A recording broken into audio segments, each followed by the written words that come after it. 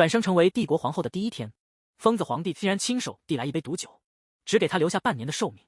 为了活命，他必须在今晚逃离这个恶魔。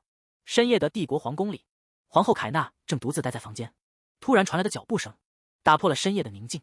凯纳警惕地转过身，质问深夜来访的萨里乌斯：“你这么晚过来，到底有什么事？”萨里乌斯没有回答，只是冷冷地看着他。在这个名义上的丈夫眼里，他不过是一个精致的玩物，但凯纳并不在乎，因为他已经决定，很快就要彻底离开这个男人。萨里乌斯拿出一枚粉色钻戒，强行套在凯纳的手指上，声称这是给他的赏赐。凯纳表面上笑着道谢，心里却在盘算钻戒的价值。这东西要是卖掉，足够他下半生衣食无忧。他暗自计算着逃跑的倒计时，距离计划离开只剩最后3个月。而萨里乌斯看着眼前的妻子，心中也在冷笑。在他看来，凯纳最多只能再活半年。这个暴君以为自己胜券在握，却根本不知道凯纳早就发现了酒里的毒药，而且这毒药对他根本没用。萨里乌斯盯着眼前的女人，眼神中闪过一丝复杂的情绪。还没等凯纳反应过来，他突然将她强行拉入怀中。这突如其来的亲密举动让房间里的空气瞬间凝固。萨里乌斯微微低下头，在他耳边轻声呢喃了一句，声音轻得让人听不真切。谁能想到凯纳身上隐藏着天大的秘密？他其实是转生者，来到了前世读过的一本小说里。按照原著的剧情走向，萨里乌斯是个彻头彻尾的疯子，他会在今晚的晚宴上亲手下毒，只给凯纳留下半年的寿命。这个暴君之所以不直接杀他，只是为了欣赏他在死亡逼近时那种挣扎和绝望的表情。凯纳曾问他为何不直接动手，萨里乌斯却冷笑着回答：“如果直接让你死掉，那这场游戏还有什么乐趣？”在原著小说里，萨里乌斯是靠恐怖统治的暴君，他从小就冷酷无情，9岁时就对亲兄弟痛下杀手，13岁便强行登基掌控大权。寻常的杀戮已无法满足他的胃口，他开始寻找更刺激的猎物。他极度厌恶圣女，甚至多次对弗罗拉痛下杀手。不过恶人终有恶报，在故事的最后，他会被冒险者英雄柳善彻底击败，落得一个无比惨烈的下场。原著中被毒药折磨致死的妻子，显然就是现在的自己。女仆贝斯蒂的一声呼唤，将凯纳从思绪中拉了回来。他赶紧收起脸上的慌张。贝斯蒂以为主人在为晚宴紧张，凯纳只能顺着他的话应付过去。在贝斯蒂看来，这是皇帝终于开窍的好事。他还祝愿2人能共度良宵。可凯纳心里非常清楚，按照原著的剧情发展，今晚萨里乌斯递过来的毒酒，就是他走向死亡的开始。这杯有毒的酒避无可避，他到底该怎么办？萨里乌斯是帝国的最高统治者，他亲手递过来的毒酒，凯纳根本没有任何拒绝的余地。他强迫自己冷静下来。那本小说他读过无数遍，里面一定藏着破局的线索。前世作为手下几十人的总监，什么大风大浪他没见过，这次也一定能找到生路。看着凯纳在一旁抓耳挠腮，旁边的贝斯蒂完全看傻了眼，还以为自家主人压力太大。就在这千钧一发之际，凯纳脑海中灵光一闪，终于想到了关键线索。只要能找到天才药剂师加玛，让他帮忙配制出解药，自己的小命就能保住。在原著小说的后期，柳善曾经身中剧毒，弗罗拉为了救他去求加玛，却因为平民身份被无情拒绝。绝望之下，弗罗拉觉醒为圣女，这才用神圣力量保住了柳善。既然知道了加玛这个线索，那就必须立刻行动。凯纳转头吩咐贝斯蒂去准备一套女仆的衣服，他要亲自出城寻找药剂师。听到这个荒谬的命令，贝斯蒂整个人都傻在原地。高贵的皇后殿下，怎么突然要乔装成女仆出城？贝斯蒂赶紧出声提醒，出城必须先拿到皇帝的许可。凯纳却一口回绝，表示不需要去请示萨里乌斯。他平时在皇宫深居简出，外面根本没人认得他的长相，只要换上女仆装，就能神不知鬼不觉溜出皇宫。看着贝斯蒂还在犹豫不决，凯纳直接用命令语气让他照办。不过提起萨里乌斯，凯纳心里还是有些忌惮。那个男人冰冷危险的红色眼眸，光是想想就让人后背发凉。在萨里乌斯眼里，这世上的所有活物，包括他名义上的妻子凯纳，都不过是用来消遣的玩具。那双冷冰冰的眼睛里，根本没有任何人类的感情。这个帝国最开始只是大陆上的一个小国家，但自从萨里乌斯13岁登基，他就开始疯狂侵略周边邻国，硬是靠着不断的血腥战争，将国家变成了大陆第一帝国。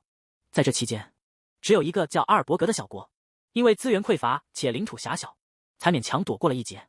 大家都以为他看不上这地方，结果他还是突然发动了袭击，而原因竟然只是想测试一下新研发的武器。为了保命，阿尔伯格将凯纳当成贡品，送给了暴君萨里乌斯。毕竟他不像妹妹那样会魔法，对家族来说，他唯一的价值就是充当牺牲品。可萨里乌斯把人带回宫后，却一直没想好该怎么处置他。直到有一天，这个疯子突然有了恶毒的主意。他要用慢性毒药慢慢折磨凯纳致死，并把这当成无聊生活的乐趣，这简直就是个彻头彻尾的变态。凯纳可不想坐以待毙，成为他手里的提线木偶。既然好不容易重活一世，无论如何，他必须从这个恶魔身边逃出去。新婚之夜，皇帝逼他喝下半年死剧毒，他却当场一饮而尽，甚至面带微笑。疯子皇帝彻底被这反常的反应激怒，直接把阿剑架在了他的脖子上。为了摆脱贫困，他从小就只能拼了命的读书，好不容易靠着奖学金考上了顶尖的大学。可毕业之后，因为太害怕回到以前那种穷日子，他一天都不敢歇，像个机器一样疯狂工作，结果身体先扛不住了，直接猝死在了办公室里。那时候他心里全是后悔，如果能重来一次，他一定要为自己而活。随着前世的记忆越来越清晰，他的求生欲也彻底被唤醒了。换上便装之后，他带着贝斯蒂在街上一路狂奔，贝斯蒂在后面差点没追上，心里还纳闷呢，明明是第一次来首都，怎么自家主人对这里的路这么熟？凯纳只能随便找个借口应付，说自己平时在房间里太闲，早就把地图背得滚瓜烂熟了。说话间，两人就停在了一栋建筑前。贝斯蒂抬头一瞧，这不就是一家普通的药店吗？就在这时，门突然从里面开了，一个男人冷着脸走了出来，没好气地问他们要干什么。谁能想到，这个看起来不太友善的男人，就是那个能救命的天才药剂师加玛。在原著小说里，加玛是个出了名的势利眼，虽然这种性格挺招人烦，但对现在的凯纳来说反而是个好消息。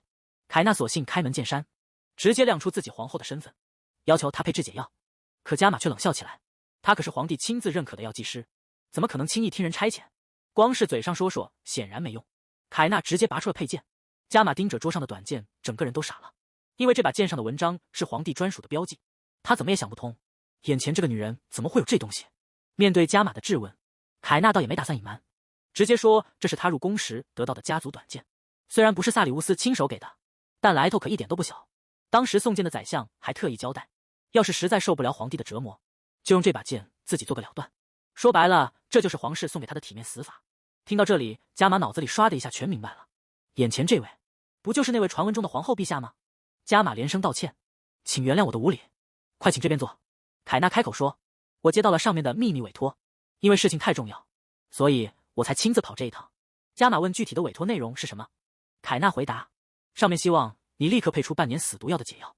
加玛有些纳闷，那毒药前几天才刚送过去，不过转念一想，那位喜怒无常的皇帝改变主意也是常有的事。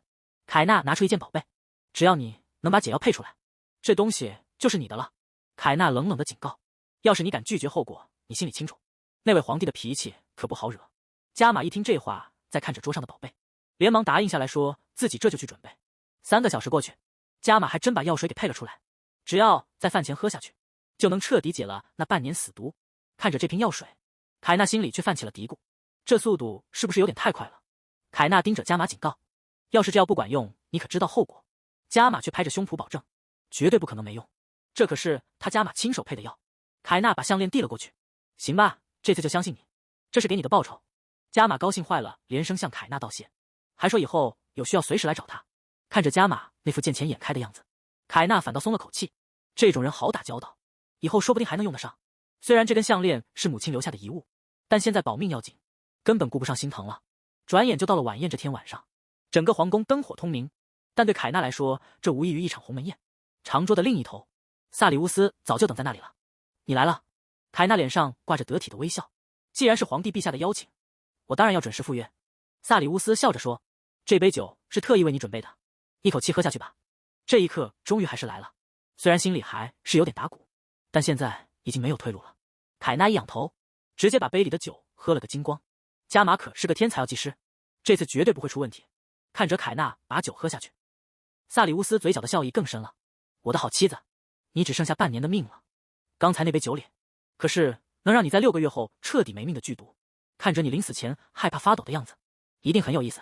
这台词和小说里写的一模一样，但萨里乌斯根本不知道，眼前的女人早就换了灵魂，她可不会像原著里那样等死。凯纳只是平静地反问了一句，是吗？这反应直接把萨里乌斯整不会了。男人皱起眉头问，你没听懂我的话吗？你只剩下半年的命了，难道你一点都不害怕？凯纳却一脸淡定地回答，我不害怕，我只是选择接受自己的命运。听到这个回答，萨里乌斯整个人都愣住了，嘴里还念叨着接受命运。就在这一刻，萨里乌斯身上的气场彻底变了，这下麻烦了，这个疯子皇帝接下来又会做出什么疯狂的举动？说实话，凯纳现在恨不得立刻逃跑，但现实根本不允许。整个首都戒备森严，出入都要严查身份。要是逃跑时被萨里乌斯抓住，那绝对是死路一条。所以当务之急是绝对不能激怒这个疯子，必须先稳住他。凯纳心里早就盘算好了，他打算以养病为借口，申请搬到城外的别墅去住。只要能顺利离开皇宫，到时候再来个假死脱身，就能彻底隐姓埋名。前世因为工作活活累死，这一世他只想自由自在的活着。原著小说里写得很清楚，萨里乌斯最讨厌纯洁和软弱的人。既然这样，那就必须彻底丢掉以前那个懦弱的自己。从现在开始，他要当一个足够狡猾也足够强大的皇后。看着毫无波澜的凯纳，萨里乌斯彻底失去了耐心。男人冷冷的嘲讽：“你连取悦我都做不到吗？真是一个毫无用处的废物。”说完，萨里乌斯直接站起身准备离开，但这个疯子显然没打算就这么算了。唰的一下，一道劲风直接刮过，凯纳的脸上直接多了一道血痕。萨里乌斯冷冷地说：“我不妨现在就杀了你。”等等，这跟说好的不一样啊！原著里可没有这一出，难不成因为自己的反应导致死期提前了？疯子皇帝突然动了杀心，为了活命，我只能抛出最后的筹码。可那个注定要造反的宰相，为什么会深夜独自潜入东宫金库？好不容易重活一次，绝对不能就这么窝囊的死掉，必须想办法活下去。凯纳强行稳住心神，深吸一口气，大喊：“陛下，请先别杀我！我发誓，在这6个月里，一定会让自己变得对你有用。”萨里乌斯冷笑一声：“你一个没用的女人，能帮上我什么忙？”凯纳直接抛出最后的筹码：“我会实现您的愿望。”陛下，萨里乌斯停下脚步：“我的愿望？这下有意思了，这个疯子皇帝的愿望到底会是什么？”萨里乌斯逼近凯纳，冷冷低质问：“你觉得那到底是什么？”凯纳深吸一口气，直接抛出了答案：“是这个帝国的和平与扩张。”其实他心里也没底，毕竟原著小说里根本没提过萨里乌斯想要什么。但既然他能白手起家建起帝国，最在意的肯定就是这个。这就像他前世拼命工作一样，本质上都是为了发展和利益。萨里乌斯冷笑着质问：“你一个整天躲在房间里的胆小鬼，凭什么觉得能帮上忙？”凯纳平静地回答：“我可没有在房间里虚度光阴，陛下，我整天都在看书学习，早就把这个国家的一切摸透了。”在这件事上，凯纳还真没有撒谎。早在阿尔堡王国的时候，他就特别喜欢看书，甚至在觉醒前世记忆之前，他就整天书不离手。其实他也是没办法，因为萨里乌斯随时可能动手，为了逃避这种随时会死的恐惧，他只能把自己埋在书堆里。在这个冰冷的皇宫里，除了看书，他根本没有任何消遣。更糟糕的是，在那个所谓的家里，等待防备他的只有无尽的折磨和危险。原主以前被折磨的痛苦记忆，瞬间全部涌了上来，那种绝望几乎要将他吞没。哐当一声，长剑被冷冷地丢在地上。萨里乌斯居高临下地警告：“记住你今天说的话，要是你对我毫无用处，我可等不到6个月后，我这就杀了你。”这疯子放完狠话，直接甩门走了。谢天谢地，好歹把眼前的死劫给躲过去了。照这情况看，自己的死期随时可能提前到6个月之内。不过现在已经没有退路了，当务之急是得从萨里乌斯的过去里找出能保命的线索。原著小说里确实提到过一些对他有用的情报，但问题是空口无凭，必须拿到确凿的证据才行。这件事情要是办不成，那可就真的没命了。听完凯纳的计划，贝斯蒂整个人都吓傻了。陛下居然真的对您下毒？凯纳倒是很冷静，表示自己必须拿到解药，然后找机会假死脱身。贝斯蒂急忙问：“殿下您感觉怎么样？难道是那解药根本没用？”凯纳赶紧安慰贝斯蒂，说自己现在身体没什么不舒服，虽然这解药到底管不管用，得等6个月后才能见分晓，但目前也只能选择相信加码了。看着忠心耿耿的贝斯蒂，凯纳心里踏实了不少。当初在母国当边缘公主受尽冷落时，就只有贝斯蒂一直不离不弃的照顾她，这份情谊确实难得。凯纳笑着向他道谢，可还没等两人多说几句，门外突然传来一阵沉重的脚步声。拉法尔，就是这个男人把那把刻着飞龙文章的短剑交到了凯纳手里，还劝他受不了就自我了断。不过拉法尔的身份可不简单，他以前是个骑士，在萨里乌斯小时候被关地牢时，拉法尔就是负责照顾他的看护人。这说明什么？拉法尔绝对知道萨里乌斯当年的秘密。拉法尔不仅是萨里乌斯当年的唯一盟友，在萨里乌斯登基后，他还直接坐上了宰相的位置。可以说，没有拉法尔就绝对没有今天的皇帝。他也是萨里乌斯唯一真正信任的人。可谁能想到，这个看似忠心耿耿的盟友，最后竟然背叛了萨里乌斯。在萨里乌斯死后，自己篡位当了皇帝。他当上皇帝之后，为了满足自己的贪欲，实行了比萨里乌斯还要残暴的统治，结果彻底激怒了柳善，最后直接死在了柳善手里。凯纳回想起小说的设定，拉法尔当年对年幼的萨里乌斯好，根本不是出于真心，而是为了日后篡位做铺垫。如果能找到拉法尔图谋不轨的铁证，萨里乌斯应该就会开始信任他，这可是个保命的绝佳机会。拉法尔微微一笑，主动向凯纳行礼问好。凯纳也客套的回应，说好久不见，还特意提起那把短剑，想当面谢谢他的好意。拉法尔却一脸无所谓的回答：陛下做事总是容易过头，我只是觉得那把短剑迟早能派上用场。这家伙绝对是个疯子，他送短剑根本不是为了帮忙，而是巴不得自己早点死。毕竟名义上他还是萨里乌斯的妻子，拉法尔要是想自己当皇帝，绝对不会留下任何萨里乌斯身边的人，包括他这个名义上的皇后。拉法尔问：您这是去哪了？凯纳回答：陛下请我一起吃晚饭。拉法尔笑了笑，原来是今天啊。接着他又问：那把短剑最后派上用场了吗？这老狐狸分明是想试探他，是不是喝了毒药，正生不如死。凯纳笑着回答：不，那是个非常美妙的夜晚。拉法尔应了一声，没再多说什么。那就好，那我就先告辞了。这老狐狸虽然嘴上客气，但心里肯定已经开始起疑了，接下来的路怕是更不好走了。凯纳忍不住吐槽，这故事里怎么全是疯子？而且拉法尔怎么会出现在东宫？等等，仔细一想，这事情确实有点不对劲。拉法尔身边居然一个随从都没带。要知道，东宫是萨里乌斯的私人起居所，而处理政务的地方明明在中宫。身为宰相的拉法尔，偏偏在这个时候一个人跑来东宫，他到底想干什么？贝斯蒂看出了凯纳的异样，开口问他怎么了。凯纳把心里的疑惑说了出来。拉法尔一个宰相偏偏跑到东宫来，这确实不合常理。听完凯纳的疑问，贝斯蒂随口提了一句，说不定他是去了金库呢。毕竟因为安保严密，金库可是唯一设在东宫的部门。听到金库这两个字，凯纳脑子里唰的一下亮了。他突然想起了前世看过的原著小说，里面有一个情节，他当时怎么也想不通。拉法尔不过是个小小的伯爵出身，就算当上了宰相，凭什么在萨里乌斯死后能那么顺理成章的篡位当上皇帝？现在看来，答案很可能就藏在这个金库里。明明有那么多比拉法尔更接近王位的高级贵族，他到底是怎么做到越过所有人成功篡位的？为了弄清楚这个秘密，凯纳直接叫住了贝斯蒂：我想去一趟金库，你能带我过去吗？被关在地牢的怪物弟弟竟然杀兄弑父，顶替了皇位，而毫不知情的皇后为了保命，深夜带着致命证据闯入他的卧室，却被光着上身的皇帝逼到墙角。兰萨克皇室一直流传着一个古老的传说，双胞胎中的一个将会成为王国的邪恶威胁。皇室里诞生了一对红眼睛的双胞胎，可因为那个古老的预言，国王认定出生时没哭的弟弟就是祸害，直接抹杀了他存在的痕迹。而那个当哥哥的则成了帝国唯一的继承人，他就是萨里乌斯，从小就在父母的宠爱下长大。至于那个被当成怪物的弟弟，不仅连个名字都没有，还被像垃圾一样关在阴暗的地牢里。不过天无绝人之路，国王派了一个骑士去地牢看管他，不仅教他识字读书，还传授了他一身的剑术。当年那个被关在地牢里的弟弟，在9岁那年逃了出来，不仅亲手除掉了哥哥和父母，还顶替了萨里乌斯的名字和身份，把一切伪装成刺客所为。在那个暗无天日的地牢里，所有看守都把他当牲口对待，只有拉法尔是个例外，不仅偷偷给他送吃的，还一直尊称他为殿下。拉法尔隔着铁栅栏夸赞：殿下，您在读书和剑术上简直就是个天才。面对拉法尔的讨好，年幼的萨里乌斯没有说话。虽然萨里乌斯表面上对拉法尔的话不理不睬，但其实在他心里，拉法尔是唯一站在他这边的人。如今的萨里乌斯独自站在窗前，脸色阴沉的可怕。他冷哼了一声，显然心情差到了极点。凯纳来到了金库大厅，准备在这里碰碰运气。看到平时深居简出的皇后突然现身，旁边的2个工作人员立马开始小声嘀咕起来。其中一人问：那是谁啊？另一人回答：是皇后。听说她是在国家战败后被送过来的。那人有些纳闷，他都把自己关在房间里7个月了，怎么今天突然跑出来了？以前各种典礼他可是一次都没露过面。凯纳根本没理会这些闲言碎语，直接走上前开门见山地问：我可以看看账本吗？面对突然造访的凯纳，财政大臣沃蒂斯有些疑惑地问：请原谅，请问您是哪位？凯纳平静地回答：我是凯纳·塞莱斯·兰扎克。听到这个名字，沃蒂斯显然有些意外，不过他很快反应过来，嘴上说着：非常抱歉，是我失礼了，我是财政大臣沃蒂斯。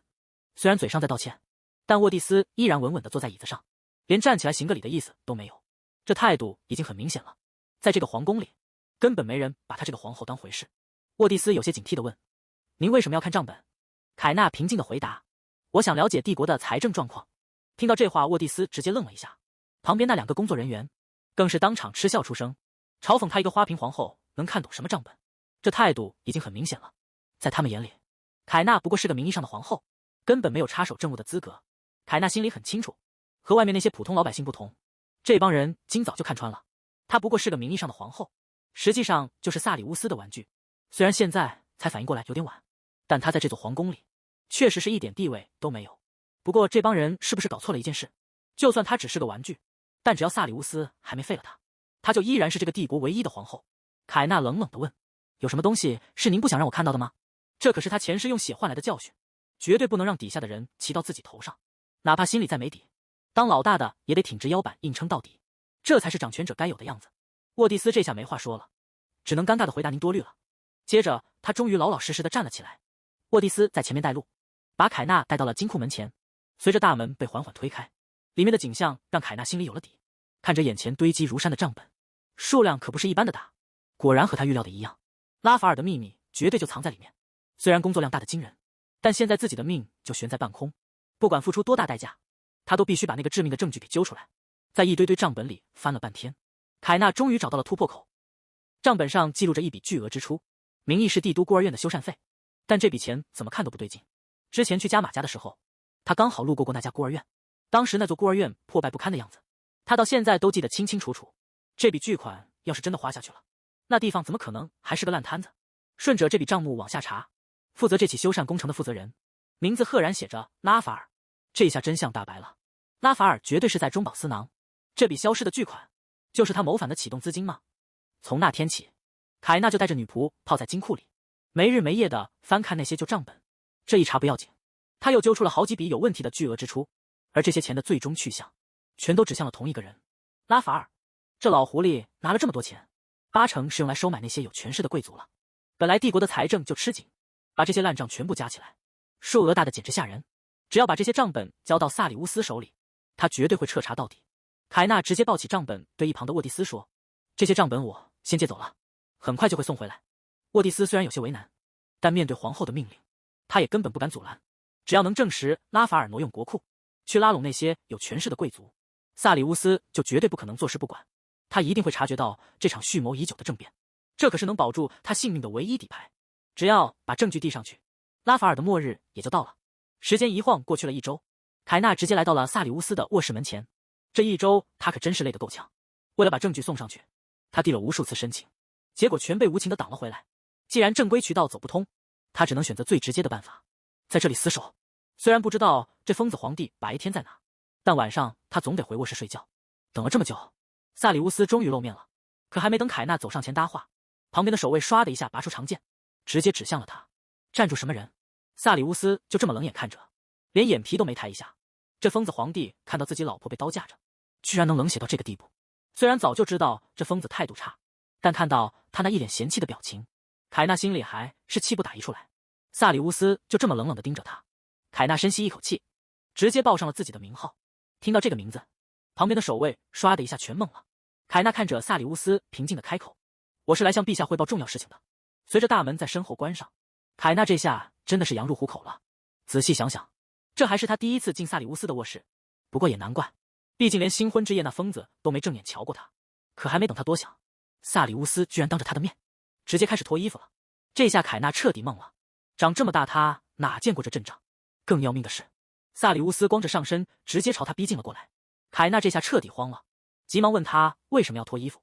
萨里乌斯冷笑一声，反问他：“问为什么？你大半夜跑来这里，不就是为了求我跟你睡吗？大半夜跑过来，就是为了求我灵性你吗？”冷血皇帝一把掐住皇后的脖子，这根本不是调情，而是致命的威胁。为了活命，他只能抛出最后的底牌。还没等凯纳反应过来，萨里乌斯一把将他拉了过去。难道是我猜错了？你其实根本不想要这个。这下凯纳彻底乱了阵脚，结结巴巴的解释：“那个不是这样的。”可萨里乌斯根本不打算放过他。男人继续逼近，冷冷追问：“还是说，你大半夜跑过来，难道是急着在6个月期限到期前送死吗？”脖子上的剧痛让凯纳彻底清醒了过来。没错，这才是萨里乌斯的真面目。他这种冷血的怪物，怎么可能会有男女之间的温存？在他眼里，这世上的所有人都只有服从他的份。在这疯子眼里，自己不过是个随时可以捏死的玩具。为了保命，他强行让自己冷静下来。陛下，我之前答应过您，会让自己变得有用。接着，他把那叠厚厚的账本递了过去。这是我整理的国库异常资金报告。这下萨里乌斯也有些意外。所以，你的意思是，拉法尔在私吞国库的钱？虽然证据已经递了上去，但凯纳心里一点底都没有。毕竟在萨里乌斯眼里，他这个突然倒戈的皇后，可能比拉法尔还要可疑。但凯纳心里很清楚，拉法尔要谋反是铁一般的事实。这个情报对萨里乌斯来说绝对是无价之宝。凯纳强撑着解释，这上面的每一笔账都是他从国库账本里亲手抄下来的。可萨里乌斯根本不买账。你觉得我会相信一个毫无用处的女人说的话吗？既然他不信凯纳，只能抛出更直接的证据。陛下要是不信，大可以亲自去帝都的孤儿院看看。那地方名义上每年都拿巨额修缮款，实际上根本连一块砖都没修过。可萨里乌斯根本听不进去，冷冷地丢下一句：“这不过是你的谎言。”接着他直接把手里的资料甩在了一边。看着眼前这个男人，凯纳一下子明白了，他怎么也没想到，这个冷血的怪物居然也会有情绪失控的时候。看来前世的传闻是真的。对于从小被关在地牢里的萨里乌斯来说，拉法尔是唯一给过他温暖的人。在这个世界上，萨里乌斯只对拉法尔敞开过心扉，所以哪怕证据摆在眼前，他也不愿意去怀疑那个唯一的救赎。为了保住性命，凯纳只能抛出最后的筹码。他看着萨里乌斯承诺，从现在开始我就是陛下世界里唯一的亮光。他想用自己来代替拉法尔的位置，我保证会对你有用的，所以请相信我。可他低估了萨里乌斯对拉法尔的执念，这句话不仅没能打动他，反而彻底激怒了这个疯子。萨里乌斯大声怒吼：“来人，把这个女人给我关进地牢！”看着凯纳被带走，萨里乌斯连眼皮都没眨一下，守卫冷冰冰的警告：“在陛下有新命令之前，你就老实在这待着吧。”随着铁锁落下的一声脆响，这下子凯纳是彻底被断了后路。好歹这条命是保住了，毕竟以萨里乌斯的脾气，当场把他砍了都不奇怪。虽然被关进了这阴暗的地牢，但只要人还活着，就还有翻盘的机会。说起来，这个帝国因为连年征战，财政早就已经千疮百孔了。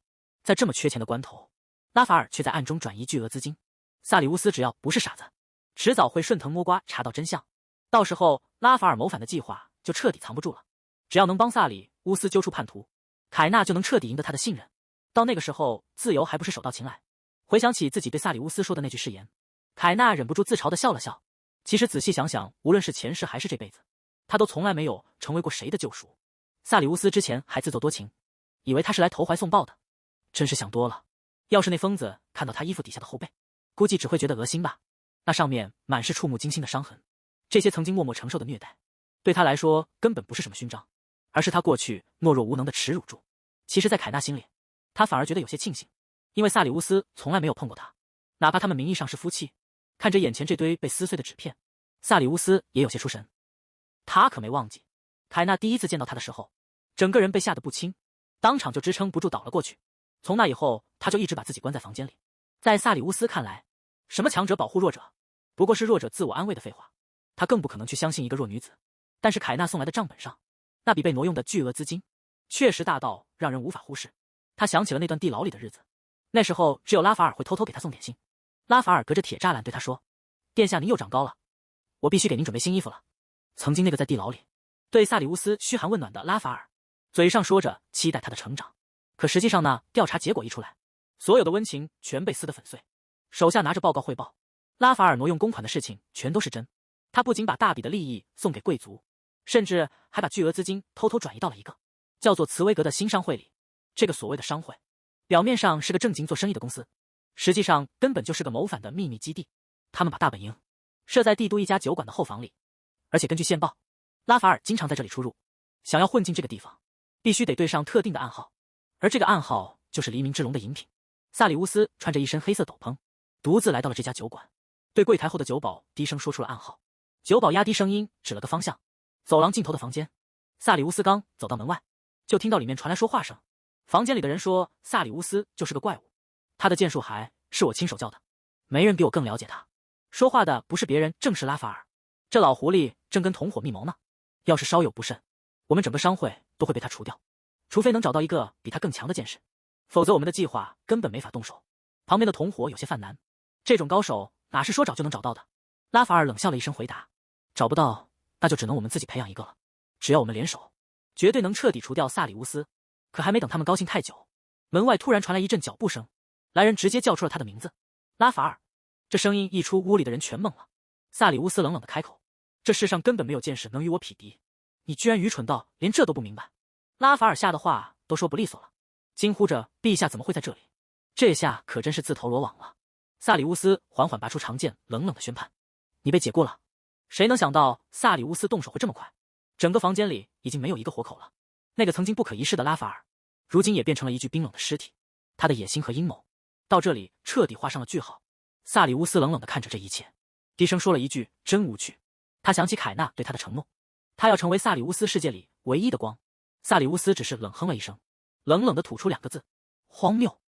被关在阴暗地牢整整2周，那个满身是血的疯子皇帝突然闯入，他不仅融化了铁栅栏，还带回了叛徒被斩杀的消息，甚至一把将他抱起带走。在这阴暗潮湿的地牢里，连时间都变得模糊不清。凯纳已经记不清自己在这里熬了多久，整整2个星期过去，他每天只能吃硬邦邦的干面包，还有维持生命的一点清水。这种残酷的折磨，一般人根本挺不过去。凯纳在心中暗自思忖，萨里乌斯肯定已经查到拉法尔企图造反的阴谋，那为什么还要把自己关在这里？明明提供了这么重要的情报，怎么说也该算立了大功。可他很快就反应过来，萨里乌斯是个彻头彻尾的恶魔，根本不能用常理来衡量。看着四周冰冷的石壁，凯纳心中满是绝望。难道自己真的要死在这里了吗？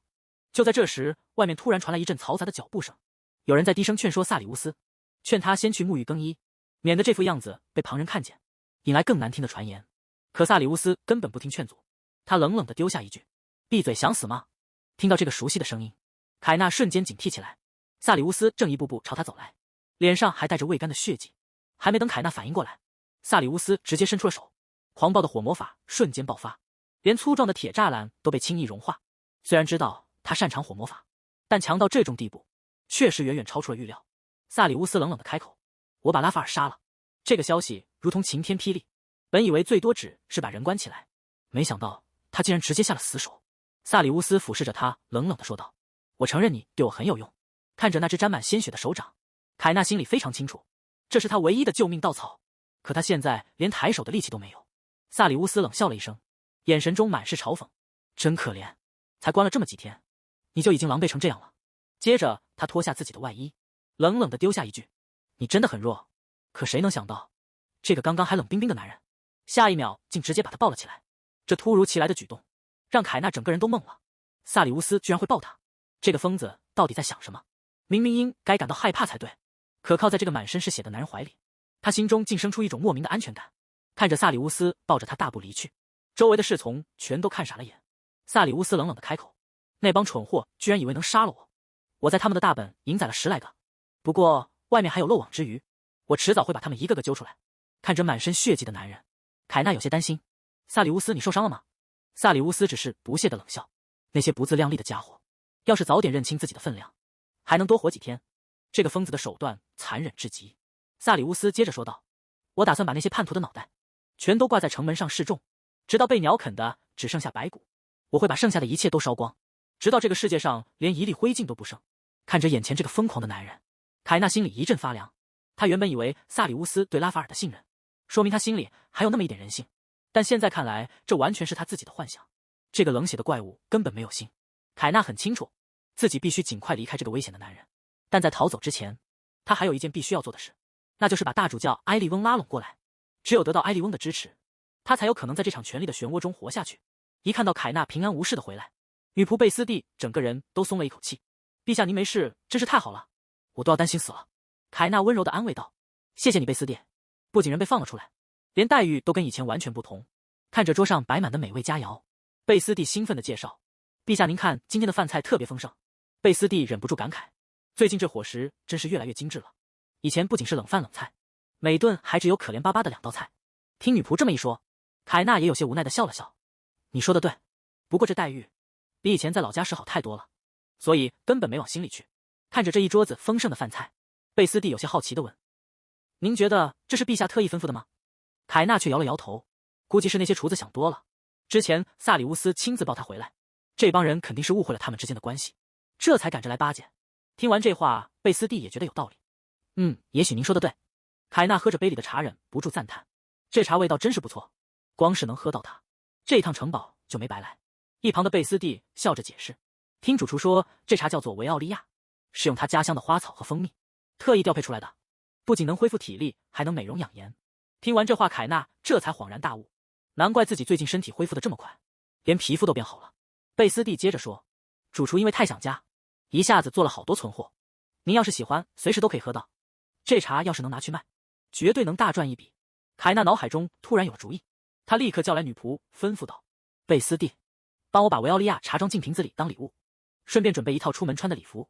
贝斯蒂有些好奇地问：“陛下，您这是要准备去哪？”凯纳回答说：“神殿里有我必须要去见的人。”凯纳终于来到了神殿，他必须尽快把这件事办妥，因为他需要大主教来开具死亡证明，证明他死于那种半年内必死的毒药。在原著小说里，埃利翁就是那个最终宣告凯纳死亡的人。不仅如此，埃利翁还是个强劲的对手，比起纯情又像个大男孩的柳善，埃利翁则是浑身散发着成熟魅力的类型。在凯纳的记忆里，埃利翁这家伙在女读者里的人气可比柳善高多了。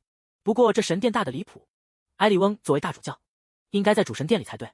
结果呢，这地方大得像个迷宫，主殿还没找到，两个人就先在花园里彻底迷了路。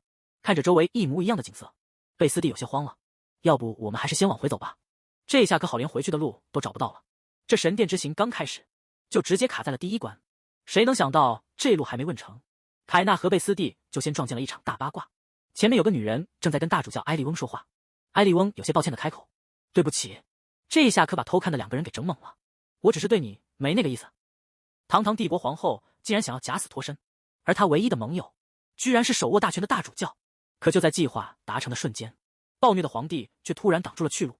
躲在柱子后面的贝斯蒂看傻了眼，他小声嘀咕着：“这里真的是神殿吗？”凯纳无奈的回答：“确实是，而且还是最神圣的中央神殿。谁能想到在如此庄严的地方，居然能撞见大主教拒绝别人的八卦？”看着埃利翁冷酷的背影，凯纳一眼就认了出来，这长相绝对是大主教埃利翁，跟小说里写的一模一样。长成这样也难怪会有女人送上门，就算是神职人员，这颜值也确实让人无法忽略。看着不远处的金发帅哥，凯纳低声对旁边的女仆说：“他应该就是大主教埃利翁了。”听到这话，贝斯蒂整个人都惊了，他小声惊呼道：“他居然这么年轻，我还以为是个老头子呢。”这家伙确实浑身散发着魅力，不过面对这么一个油盐不进的角色，自己真的能把他拉拢过来吗？埃利翁突然开口问道：“你们是迷路了吗？”这一下可把躲在后面的两个人吓了一跳，没想到这么快就被发现了。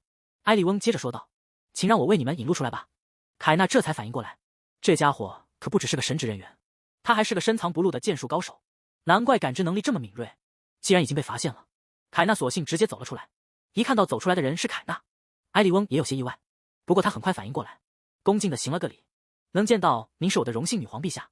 我是中央神殿的大主教埃利翁。”凯纳有些意外地问道：“您知道我是谁？”埃利翁微微一笑，解释道：“您入宫仪式的时候，我也在场。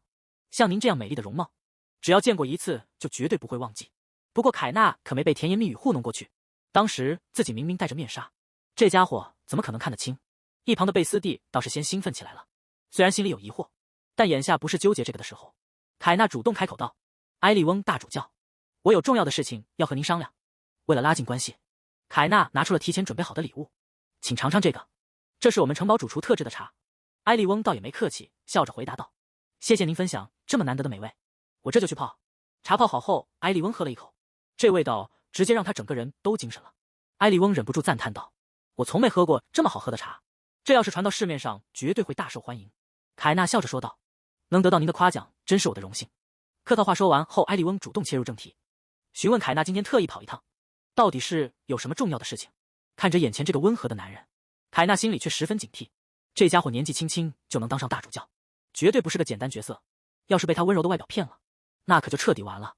凯纳直接抛出了自己的筹码：“我可以帮你解决你现在的烦恼。”听到这话，埃利翁显然有些意外。“我的烦恼？”凯纳微微一笑，直接说出了对方隐藏最深的秘密：“你最近每天晚上都在做噩梦吧？而且，你其实一直在暗中寻找圣女的下落，对不对？”埃利翁这下彻底坐不住了：“我从未对任何人提起过这件事，你到底是怎么知道的？”原来埃利翁从小就会在梦里听到神启，让他去寻找圣女的下落，而在1年后他会遇到弗洛拉，并且一眼就认出她就是圣女。面对质问，凯纳早就想好了说辞：“因为我也在梦里收到了神启，神让我把圣女的下落告诉你，总不能直接告诉他自己是穿越过来读过剧本的吧？所以用神启当借口，显然是最稳妥的办法。”听到这个解释，埃利翁显然有些怀疑，他半信半疑地问道：“皇后陛下，您真的收到了神启吗？”虽然心里有点发虚，但这种时候绝对不能露怯，要是气势上输了，这笔交易可就彻底谈不成了。凯纳稳住心神，坚定地回答：“没错，我每天晚上都会梦到这些。”听到神启的事，埃利翁这下彻底急了，追问到圣女到底在哪里。凯纳却一点都不慌，平静地回答道：“想知道可以，但你必须答应我一个条件。”埃利翁有些疑惑地反问：“什么条件？凯纳直接抛出了自己的底牌，一字一句的开口道：“6个月后，我要你用大主教的权力，对外宣告我的死亡。”这话一出，埃利翁整个人都愣住了。谁能想到他大费周章跑来合作，提的居然是这种要求？听到这个离谱的要求，埃利翁笑了笑问道：“这要求确实挺特别的，能告诉我为什么吗？”凯纳也没有隐瞒，直接摊牌：“我打算假死脱身，去过属于我自己的新生活。”听到这里，埃利翁叹了口气，有些同情的开口道：“看来你的处境确实比想象的还要艰难。”凯纳顺势接话道：“所以，我需要你帮我开具一份死亡证明。”听到这个疯狂的计划，埃利翁有些好笑的反问：“你凭什么觉得我不会直接去向皇帝告发你？”凯纳却显得胸有成竹，平静的回答道：“因为你怨恨我的丈夫。”这话说到了点子上，埃利翁追问起来：“你为什么会这么觉得？”凯纳直接抛出了证据：“我查过国库的账本，这几年神殿的预算被削减的厉害，这完全是萨里乌斯的个人决定，因为他打心底里瞧不起神职人员，他既讨厌弱者，也讨厌那些自诩纯洁的人，所以才会处处针对神殿，任谁被这样无端针对，心里都会憋着一股怨气，更何况是像大主教你这样骄傲的人。”听到这里，埃利翁笑了笑，感叹道：“你真是个敏锐的女人。”接着他给出了承诺：“好吧，这个忙我帮了皇后陛下。”这一下连凯纳自己都有些意外，没想到事情会进展的这么顺利。埃利翁提到了一个预言，当圣女觉醒爱意的时候，她会给这个世界带来奇迹，这是我经常在梦里听到的神谕，所以无论如何，我都必须尽快找到圣女，并且保护好她。凯纳立刻明白了男人的心思，他肯定已经猜到了，一旦圣女真的现世，萨里乌斯绝对会痛下杀手，毕竟那家伙根本容不下任何威胁。有了大主教的表态，凯纳心里总算有了底。谢谢你，能有你这样强大的盟友，真是我的荣幸。那就让我来告诉你，圣女到底在哪里吧。夜幕降临，这场谈判总算落下了帷幕。走在回去的路上，凯纳心里总算踏实了些，能把埃利翁拉拢过来，那份至关重要的死亡证明，基本上是稳了。可还没等他松口气，迎面走来的人让气氛瞬间降到了冰点。谁能想到萨里乌斯居然会在这时候出现？凯纳整个人都愣住了，他怎么也没想到会在这里被他抓个正着。两边就这么僵在了原地。萨里乌斯一步步走上前来，冷冷的开口道：“所以你出门了？你到底去哪了？”帝国暴君深夜闯入皇后寝宫，开口第一句竟然是质问他带了野男人。面对这致命的捉奸现场，皇后不仅没慌，反而要拉暴君去带货卖茶叶。面对这突如其来的质问，凯纳必须立刻编出借口，否则之前的计划将彻底泡汤。他强撑着微笑回答，自己只是去了中央神殿，毕竟身为帝国皇后，于情于理都该去参拜一次。萨里乌斯听完解释，连正眼都没瞧他一下，直接带着侍从冷漠离去。他明明听到了却毫无反应，看来传闻是真的。这位皇帝极度厌恶神职人员，连带着去过神殿的凯纳也一起被他嫌弃了。以萨里乌斯暴躁的性格，换作平时早就对神殿动手了，可如今神殿势力庞大，他也只能暂时隐忍。看着他离去的背影，凯纳心里有些犯嘀咕，这个男人以后真的会像小说里写的那样，落得个被杀的悲惨下场吗？好在拉法尔宰相已经倒台，至少这个世界上不会再出现第二个暴君了，但未来的局势依然让人难以捉摸。在原本的小说剧情里，一旦阿尔堡失守，萨里乌斯就注定会被除掉，毕竟在原著设定中，他就是一切灾难的源头，活着的唯一作用就是给主角当垫脚石，最后落个身败名裂的下场，连个好名声都没留下。这么一想，这家伙也挺可怜的，一辈子都在当剧情工具人。不过凯纳赶紧摇了摇头，现在可不是同情别人的时候，还是先想想怎么保住自己的小命吧。去同情一个想要自己命的暴君，简直是毫无意义的自我感动。转眼到了白天，凯纳开始着手处理宫里的账目。旁边的侍从恭敬地询问：“皇后陛下需要把下一本账本拿过来吗？”凯纳微微点头，直接让他拿过来。这时沃蒂斯端着茶点走了进来：“陛下，我准备了红茶和点心，您要不要先休息一下？”看着沃蒂斯这殷勤的态度，凯纳心里很清楚，看来萨里乌斯开始宠爱他的谣言传得比想象中还要快，连宫里的人都开始见风使舵了。回想起之前被萨里乌斯救下的那一幕，虽然当时确实吓了一跳，但现在想想，这其实是个难得的转机。既然他能因为自己的功劳把自己从地牢里放出来，说明这个冷酷的男人倒也不是完全不讲道理。要是能帮帝国解决眼前的财政危机，说不定就能彻底改变他的态度。所以现在最要紧的是得做出点成绩来赢取他的信任。看着眼前的账本，凯纳脑子里唰的一下有了主意，他打算把城堡里的茶叶拿去卖。听到这个想法，女仆贝斯蒂有些意外，不过贝斯蒂很快就赞成这个主意，毕竟主厨之前做了不少茶叶，现在正愁不知道该怎么处理。但他有些担心的解释，要是让皇帝知道主厨因为想家私底下做了这么多茶叶，搞不好会被当成是叛乱，主厨肯定会乐意把茶叶交出来的。凯纳叹了口气，希望如此吧。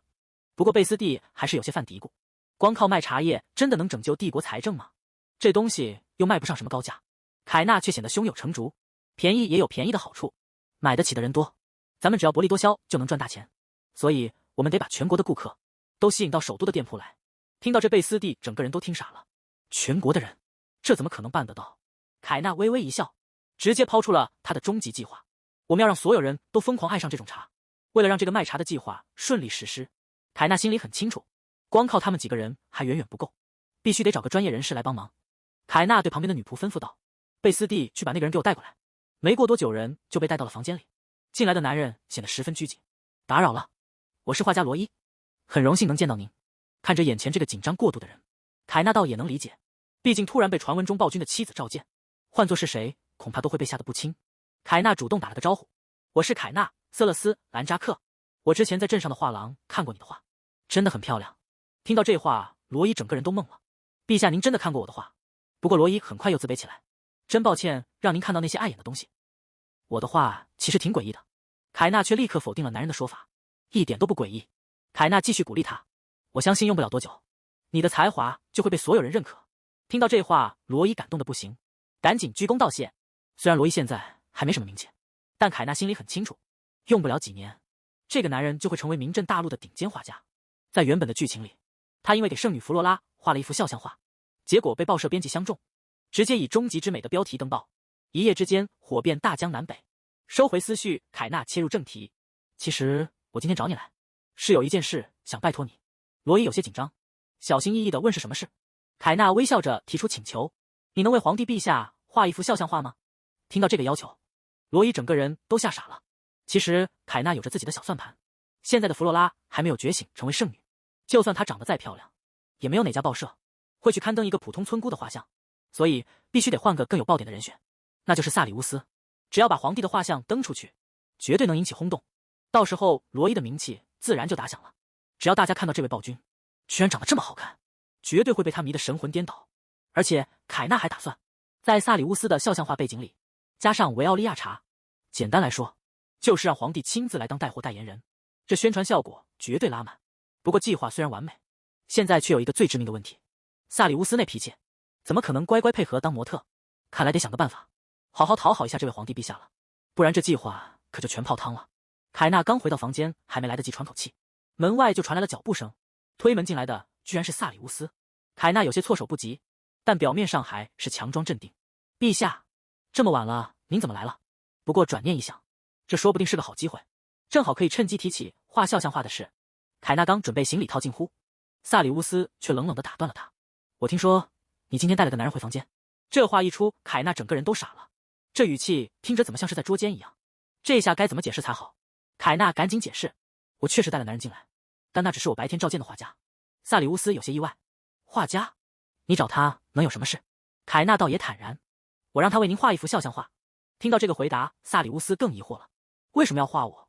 凯纳直接说出了自己的算盘：因为您的肖像画能带来巨大的财富，这会成为皇室一笔难得的收入。萨里乌斯这下彻底无语了：你居然打算卖我的肖像画？凯纳赶紧摆了摆手：其实我们真正要卖的是这种叫维奥利亚的茶叶，毕竟高价的画作没几个人买得起，但要是卖便宜的茶叶，那销量绝对能翻好几倍。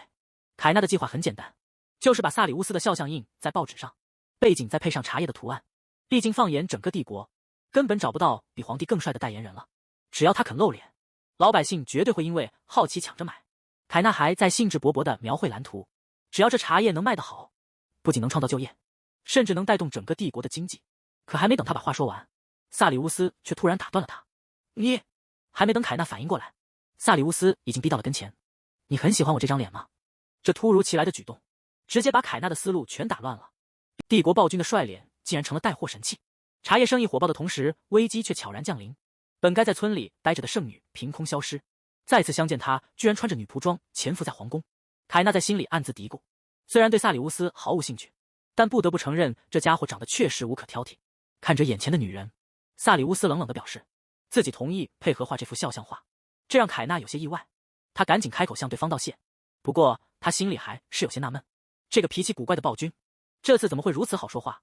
而转过身去的萨里乌斯心里其实另有打算，要是这个卖茶的计划不管用，那后果可就不好说了。萨里乌斯冷冷地丢下一句狠话，警告凯纳在6个月期限到来之前，自己一定会亲手杀了他。几天之后，肖像画的绘制工作正式开始。罗伊在旁边紧张地画着，萨里乌斯虽然嘴上嫌弃，但还是坐在那里配合。与此同时，凯纳也开始全力筹备茶叶销售。他带着贝斯蒂和主厨四处奔波，不仅在首都一口气开了好几家店铺，还连夜赶制了宣传海报。当印有萨里乌斯肖像的报纸发行后，整个首都彻底炸开了锅。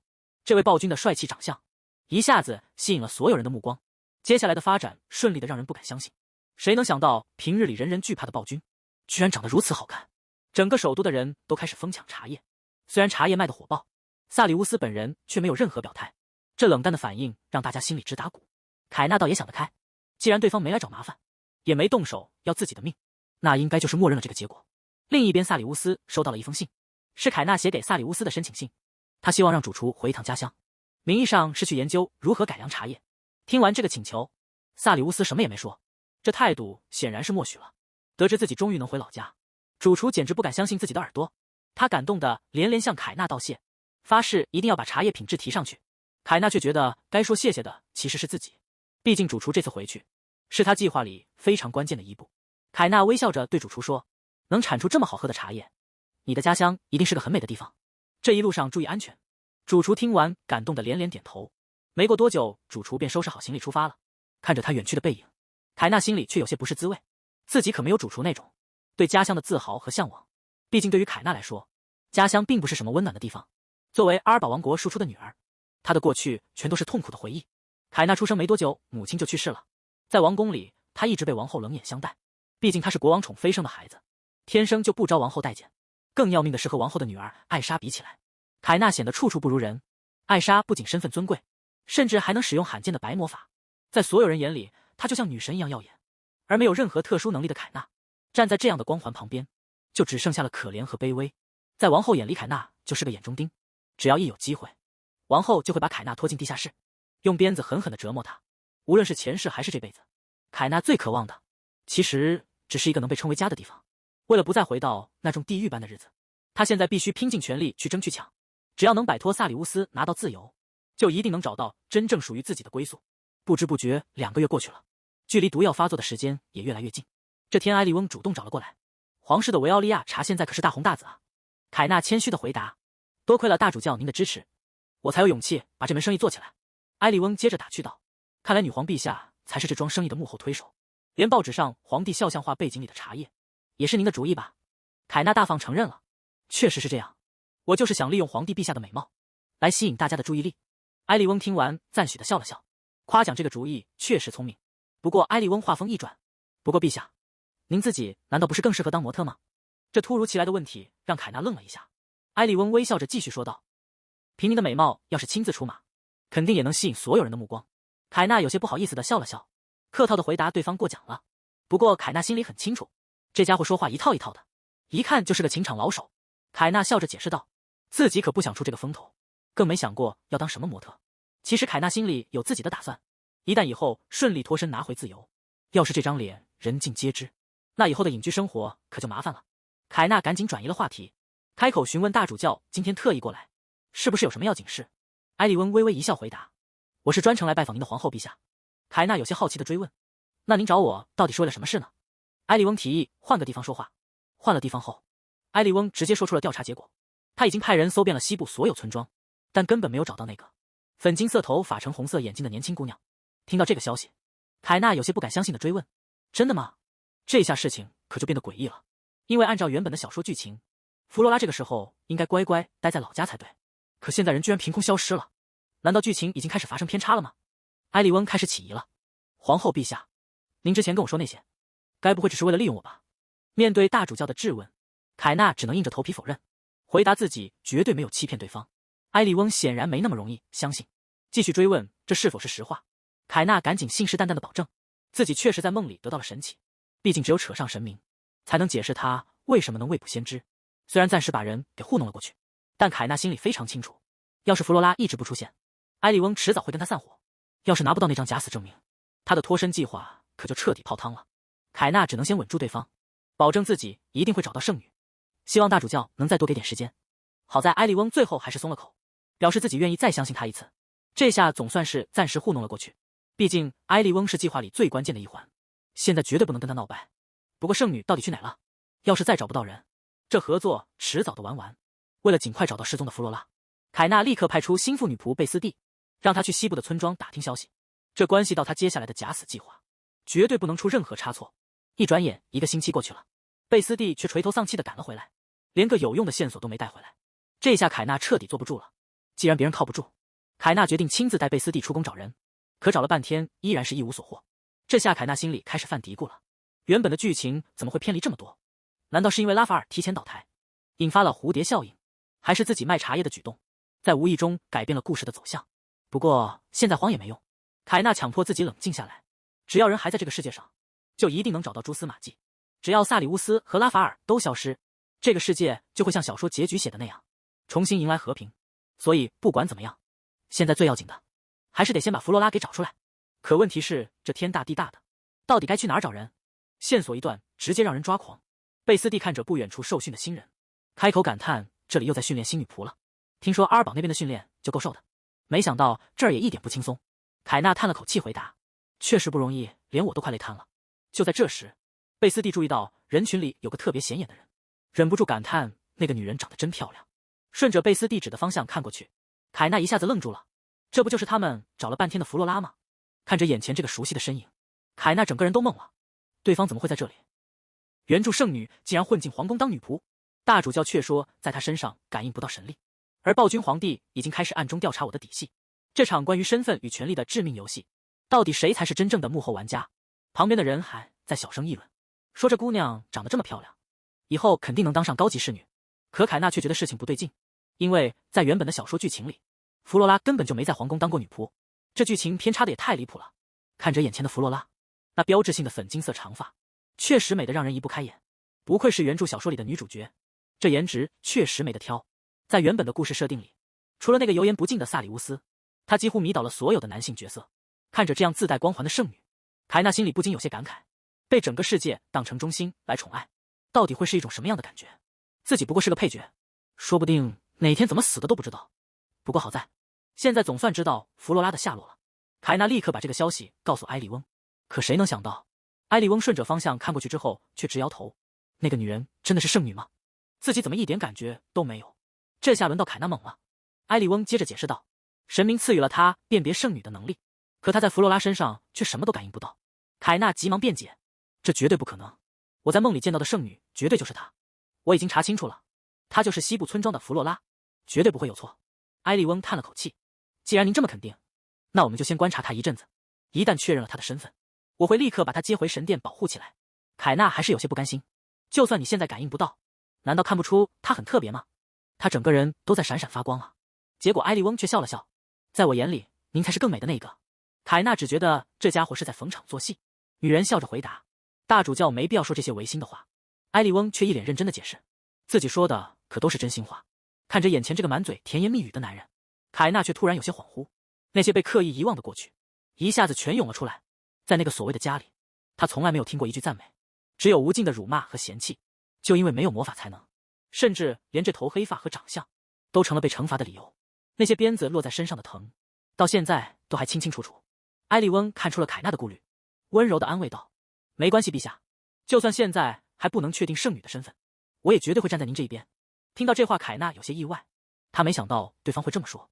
埃利翁接着深情表白，您不该像只金丝雀一样被关在笼子里，我真心希望您能得到自由，以后不管遇到什么麻烦，都可以随时来找他。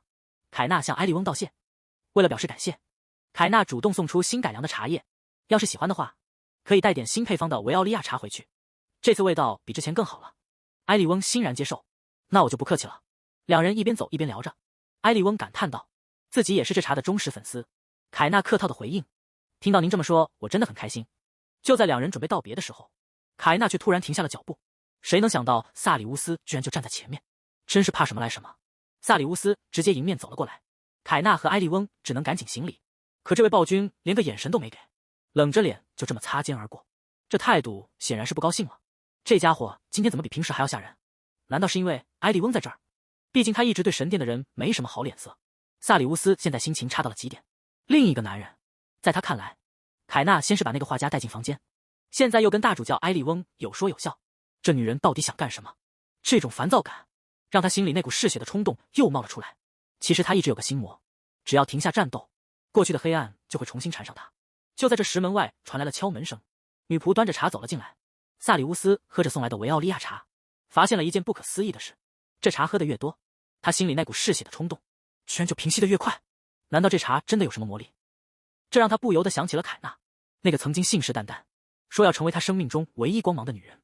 刚来帝国的时候，他明明像只受惊的小老鼠，可现在却能拿出这种神奇的茶叶。到底哪一个才是真实的他？为了弄清楚真相，萨里乌斯叫来了女仆，立刻让副官去一趟阿尔堡王国，必须把凯纳的过去查个底朝天。而此时在阿尔堡王国，所有人都在为另一个人疯狂，那就是凯纳的妹妹艾莎。艾莎用她那神奇的白魔法治好了连站都站不稳的老人，在大家眼里，她简直就是降临人间的女神。在阿尔堡王国的人眼里，艾莎就是完美的化身。相比之下，被送去联姻的凯纳却成了大家嘴里的反面教材。大家都觉得凯纳是个只知道追男人的废物，而艾莎才是拯救他们的天使。活动结束后，王后对艾莎的表现赞不绝口。在王后看来，只要艾莎能顺利继承王位，就能把整个国家凝聚在一起，甚至能帮王国重新夺回自由。王后又开始抱怨了，自从成了帝国的附庸国，这日子是越来越不好过。女人把所有责任都推到了凯纳身上，觉得要是凯纳能讨得皇帝欢心，国家也不至于落到这个地步。坐在一旁的艾莎听着这些话，心里却对凯纳多了一丝同情。在他看来，凯纳现在指不定在帝国受着什么折磨，甚至可能早就没命了。就在这时，外面突然传来一阵急促的呼喊声，有人在大喊艾莎的名字。那个抱着孩子的母亲在外面苦苦哀求，希望艾莎能用白魔法救孩子。可还没等艾莎表态，旁边的王后就冷冷地拒绝了：“你绝对不能帮他们。”艾莎有些于心不忍，可是他们求得这么可怜，我们真的不帮吗？王后态度非常坚决：“绝对不行，你的白魔法只能在讲堂里展示。”在王后眼里，这神奇的魔法不过是用来稳固地位的政治工具，可不是用来做慈善的。面对母亲的强势，艾莎最终还是妥协了。知道了母亲，看着马车无情的离去，那位母亲只能绝望的在后面呼喊。马车里的艾莎却是一脸冷漠，在她眼里，这些人又穷又病，纯粹是他们自己活该。就像她那个没用的姐姐凯娜一样，只能送去给暴君当皇后。画面一转回到了帝国皇宫，女仆带着人来到萨里乌斯面前。这位是刚刚晋升为高级侍女的弗洛拉。弗洛拉端着茶托走上前：“能见到您是我的荣幸，陛下。我叫弗洛拉·欧文。”暴君皇帝为了羞辱新婚妻子，竟然在全国决斗大赛上宣布把当朝皇后当成冠军奖品。面对这极致的羞辱，看凯纳如何绝地反击。萨里乌斯打量着眼前的女人，冷冷的开口询问：“你来自哪个贵族家族？”弗罗拉低头回答自己只是个平民，根本不是什么贵族。在帝国皇宫里，高级侍女基本都是贵族出身，一个平民能爬到这个位置，简直是破天荒的第一回。一旁的女仆赶紧帮腔，极力向皇帝保证，虽然弗罗拉只是个平民，但她的才能绝对是百里挑一，以后肯定能好好伺候陛下。就在这时，门外突然传来汇报声，派去阿尔堡王国的人回来了。来人恭敬地呈上报告，带回了关于凯纳的最新消息。萨里乌斯平退了女仆，冷冷地表示这里没他们的事了，等闲杂人等退下。萨里乌斯立刻切入正题，询问去阿尔堡王国的调查结果。手下赶紧呈上报告，说这位皇后的名声在老家简直是烂透了，到处都在传她的坏话。这让萨里乌斯有些意外，在他眼里，凯纳要么是个胆小怕事的受气包，要么就是个城府极深的女人，怎么会落得个名声扫地的下场？萨里乌斯皱起眉头，冷冷地追问到底是什么传闻。手下战战兢兢地继续汇报，在阿尔堡王国的人眼里，凯纳跟他妹妹比起来，简直就是个一无是处的废物，不仅平时在城堡里胡作非为，甚至还有更难听的传闻。萨里乌斯面无表情地听着，一句话也没有说。手下只能硬着头皮继续往下念，说这位新皇后私生活混乱，特别喜欢围着男人转，晚上经常和不同的男人鬼混，甚至白天还会把男人带回房间。手下好不容易把报告念完，连大气都不敢喘一下。萨里乌斯彻底被激怒了，直接把手里的杯子砸得粉碎。萨里乌斯对凯纳的厌恶此刻已经达到了顶点，在他眼里，这种只会讨好男人的女人最让人瞧不起，连靠自己活下去的本事都没有，简直是无可救药。看着地上的杯子碎片，萨里乌斯直接一脚踩了过去。他冷笑着自言自语：既然你这么想当男人的玩具，那作为丈夫怎么能不满足你的愿望呢？画面一转，皇宫里传出了一个意外的消息。凯纳有些不敢相信，萨里乌斯居然会主动邀请他共进晚餐。旁边的贝斯蒂倒是挺兴奋，陛下肯定是很喜欢您了，这下很多问题都能迎刃而解了。可凯纳却一点也高兴不起来，真的有这么简单吗？虽然这对自己有利，但总觉得哪里不对劲。凯纳觉得自己根本没讨到萨里乌斯的好，毕竟在走廊碰见时，那暴君连看都不看他一眼。可旁边的贝斯蒂却不这么想，他一脸兴奋的坚信，皇帝心里绝对有自家主子。但凯纳可没心思纠结这个，因为留给他的时间只剩下最后4个月了，如果不能改变命运，他就要按原著剧情死掉。好在现在大主教埃利翁已经站在他这边，凯纳心里盘算着，只要能尽快要到移动别馆，就能彻底远离那个暴君丈夫。就在这时，旁边的人突然拉住了他，急切地叫了一声皇后陛下。为了今晚和皇帝的晚宴，贝斯蒂简直比当事人还要兴奋。他拍着胸脯保证，今晚一定要把自家主子打扮得最漂亮。可凯纳心里却很平静，这不过是一场个怀鬼胎的应酬罢了。不过为了接下来的计划，他也必须拿出皇后的气场来。等全部收拾妥当，贝斯蒂直接看呆了。陛下您今天真是美极了，陛下看到您一定会移不开眼的。凯纳笑着向他道谢，谢谢你贝斯蒂。不过凯纳心里却很清醒，一个整天只知道杀戮的暴君，怎么可能会被女人迷住？看着身上这件华丽的礼服，这可是他好不容易从帝都名店抢购来的。在凯纳眼里，这可不是什么普通的裙子，而是他未来的退路。只要能顺利摆脱萨里乌斯，这件衣服以后绝对能卖个好价钱，到时候就是他跑路的重要资金。凯纳深吸了一口气，他坚信接下来的计划一定会顺利进行。凯纳主动向萨里乌斯行礼，客套的打了个招呼，向皇帝陛下问安。可萨里乌斯却一句话也没说，只是冷冷的看着他。凯纳在侍从的服侍下入座，他心里直犯嘀咕，这家伙该不会是发现自己今天的打扮和往常不一样了吧？不过看萨里乌斯这反应，可一点都不像被迷住的样子，反而浑身散发着低气压。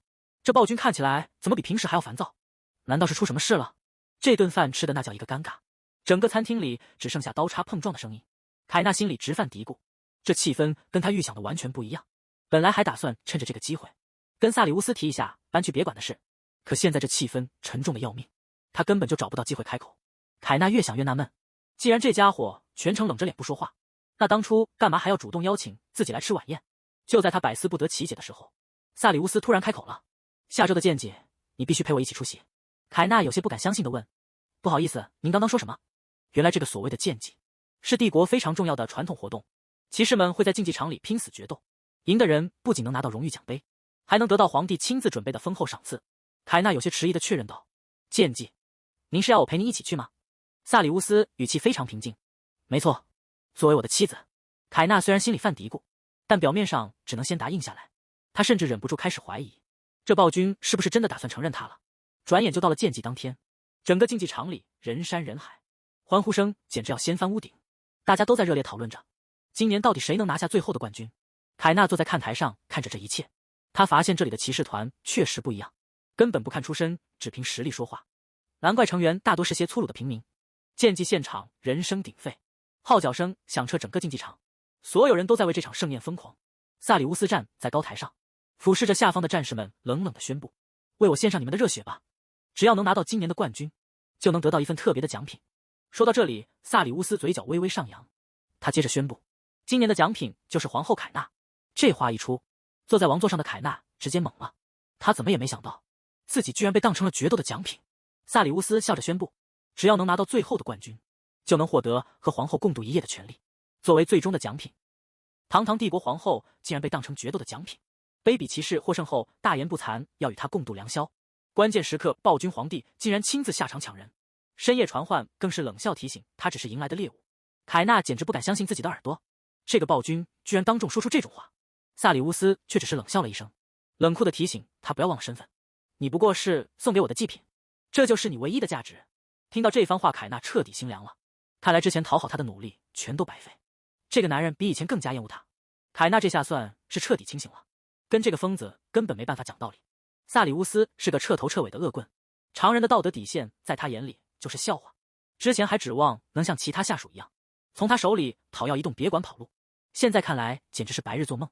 他的大方和赏赐只给有用的人，而自己从始至终只是个祭品，根本不可能有别的出路。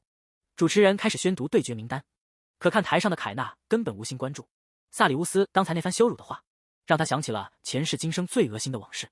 在那些自以为是的男人眼里，他的所有努力和汗水都一文不值，他们只会觉得他尚未全靠出卖色相。这种偏见和羞辱让他感到窒息。可现在的他根本无力反抗，只能死死忍耐眼前的屈辱。这时场上响起了主持人的高呼，决赛的时刻终于到了。斯温和对手缓缓走上沙场，这最后一战不仅决定冠军归属，更决定着凯纳接下来的命运。萨里乌斯冷笑着主动开口，说自己听到了关于阿尔堡王国的传闻。他接着嘲讽凯纳是个狐狸精，专门在外面勾引男人。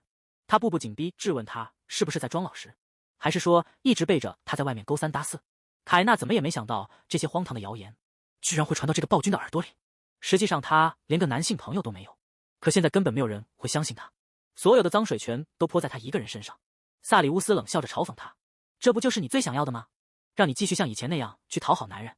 面对这种羞辱，凯纳这次没有选择退缩，他冷冷地反问对方，真没想到您会相信毫无根据的谣言，被这种流言蜚语牵着鼻子走，难道符合您高贵的皇帝身份吗？这句话瞬间激怒了萨里乌斯，他冷冷地质问他刚才说什么。凯纳表示只有亲眼看到的才是真相，他毫不畏惧地冷冷表示，跟你比起来我确实微不足道，但这并不代表我会向任何人低头。面对他的挑衅，萨里乌斯一言不发，看来不管自己怎么努力，都根本没办法改变这个男人的想法，现在多说一个字都是在浪费时间。就在这时，竞技场上的决斗已进入白热化，场上的局势瞬间发生了变化。斯温为了赢根本不讲武德，直接用沙子迷住对手的眼睛，趁着对方看不清一记重击把人放倒。裁判赶紧叫停，宣布获胜者是斯温。这下台下的观众彻底愤怒了，大家纷纷破口大骂，指责他手段太脏，这种卑鄙行为根本配不上骑士精神。可斯温根本不在乎这些骂声，他得意的大喊自己才是最强的强者，现在已经没有人是他的对手了。斯温赢了决斗后狂妄到了极点，他得意的大喊今晚就要共度良宵，甚至大言不惭地宣称总有一天要得到这个国家所有的女人。看着台下这个粗俗卑鄙的男人，凯纳心里感到一阵强烈的恶心，难道自己真的要被当成奖品送出去吗？就在这千钧一发的关键时刻，萨里乌斯突然站了出来，冷冷地宣布自己将成为最后的对手。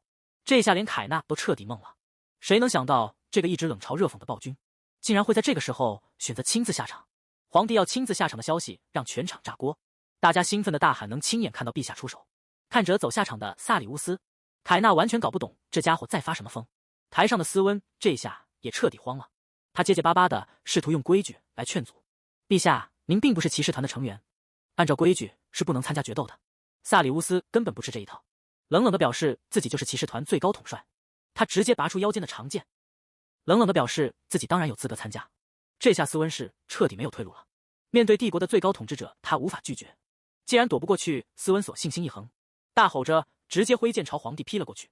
可他显然低估了萨里乌斯的实力，对方只是微微一侧身就轻松避开。这下斯温不仅没有占到任何便宜，反而把自己的破绽暴露得一干二净。面对实力悬殊的暴君，他根本毫无胜算。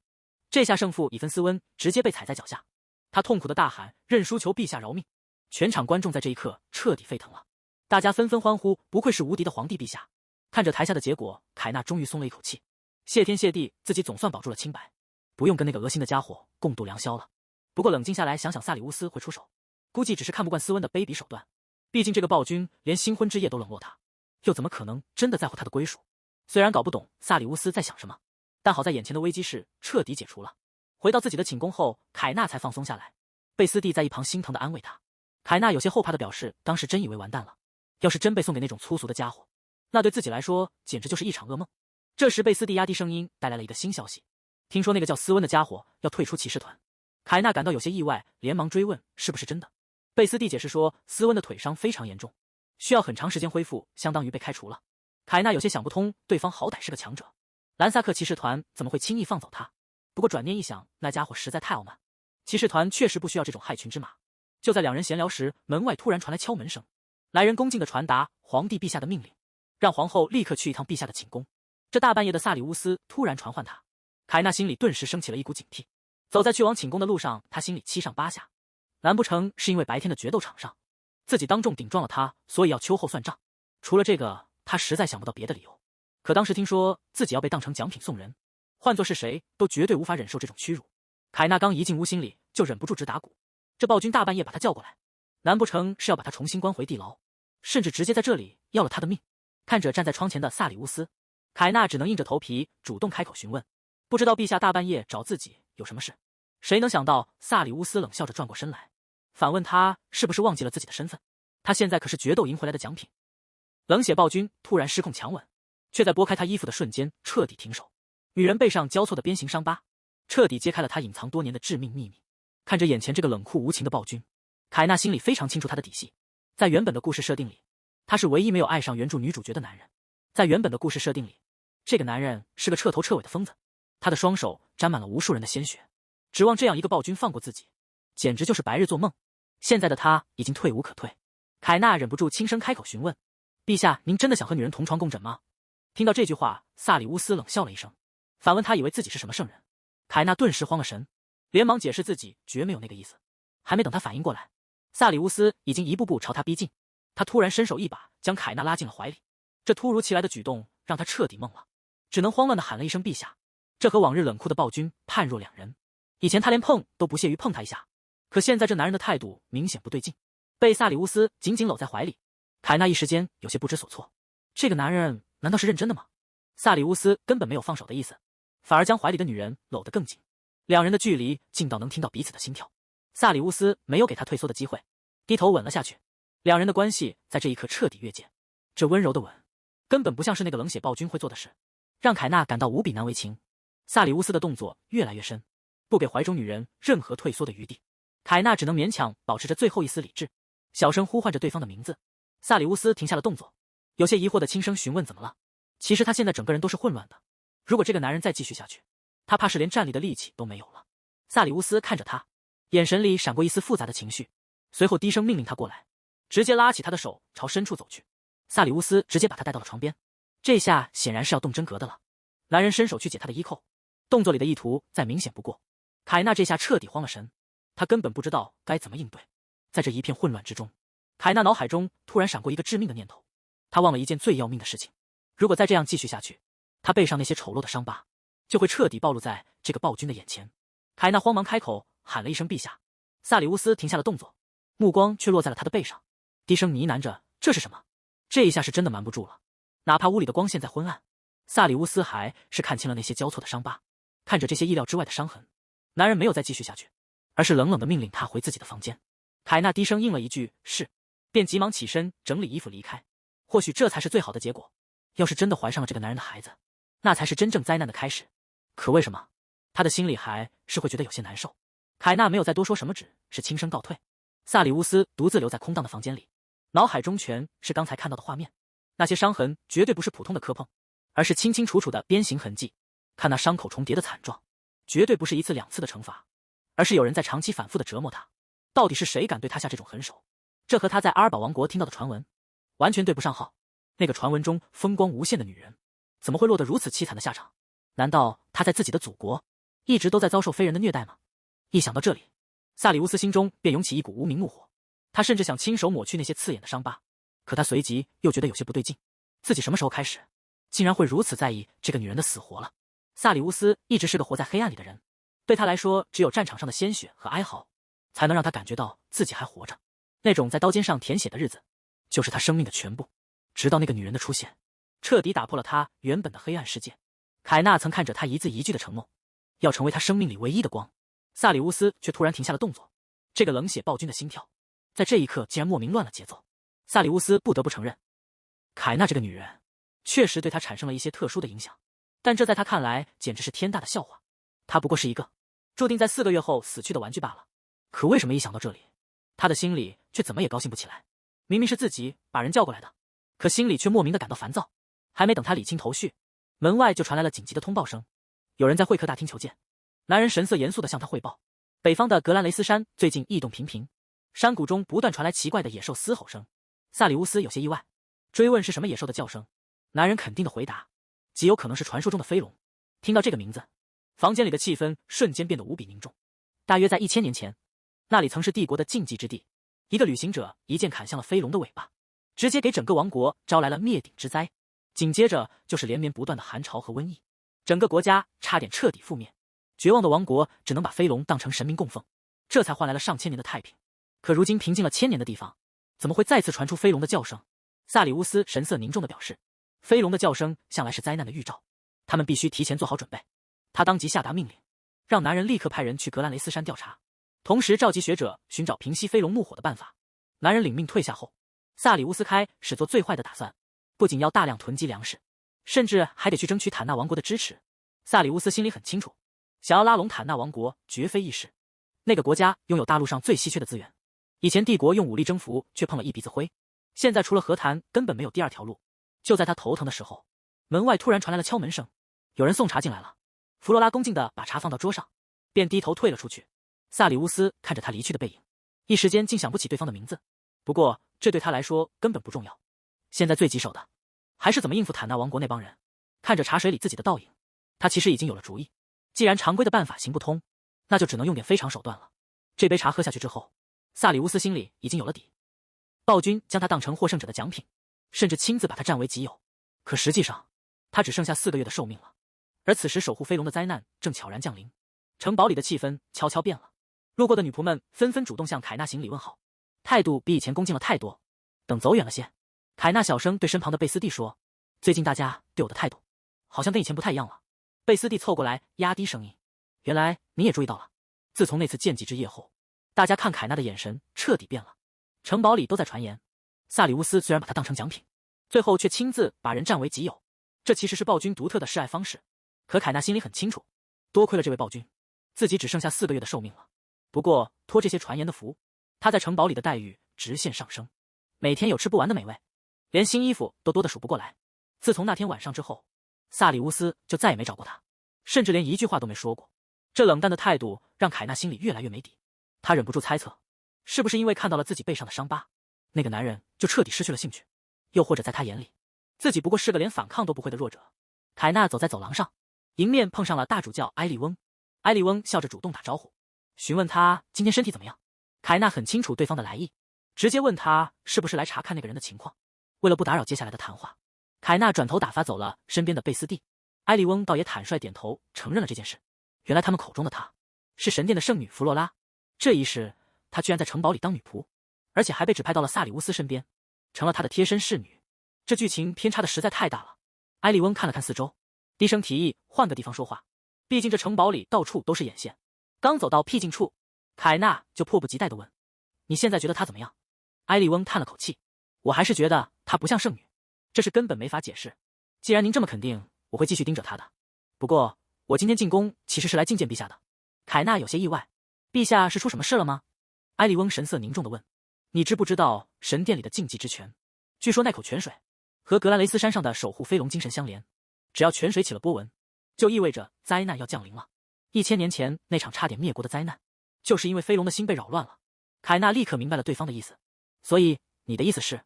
埃利翁神色凝重地证实，最近禁忌之泉确实起了波纹。因为凯纳是从别的王国过来的，所以可能不太清楚这背后的含义。凯纳摇了摇头，这确实是他第一次听说。但实际上，凯纳心里已经掀起了惊涛骇浪。他怎么也想不到，传说中的守护飞龙居然真的存在。在他的记忆里，根本就没有提到过这一段。如果历史真的重演，那接下来的局势可就彻底失控了。如果这个国家真的毁灭了，那生活在这里的人们又该何去何从？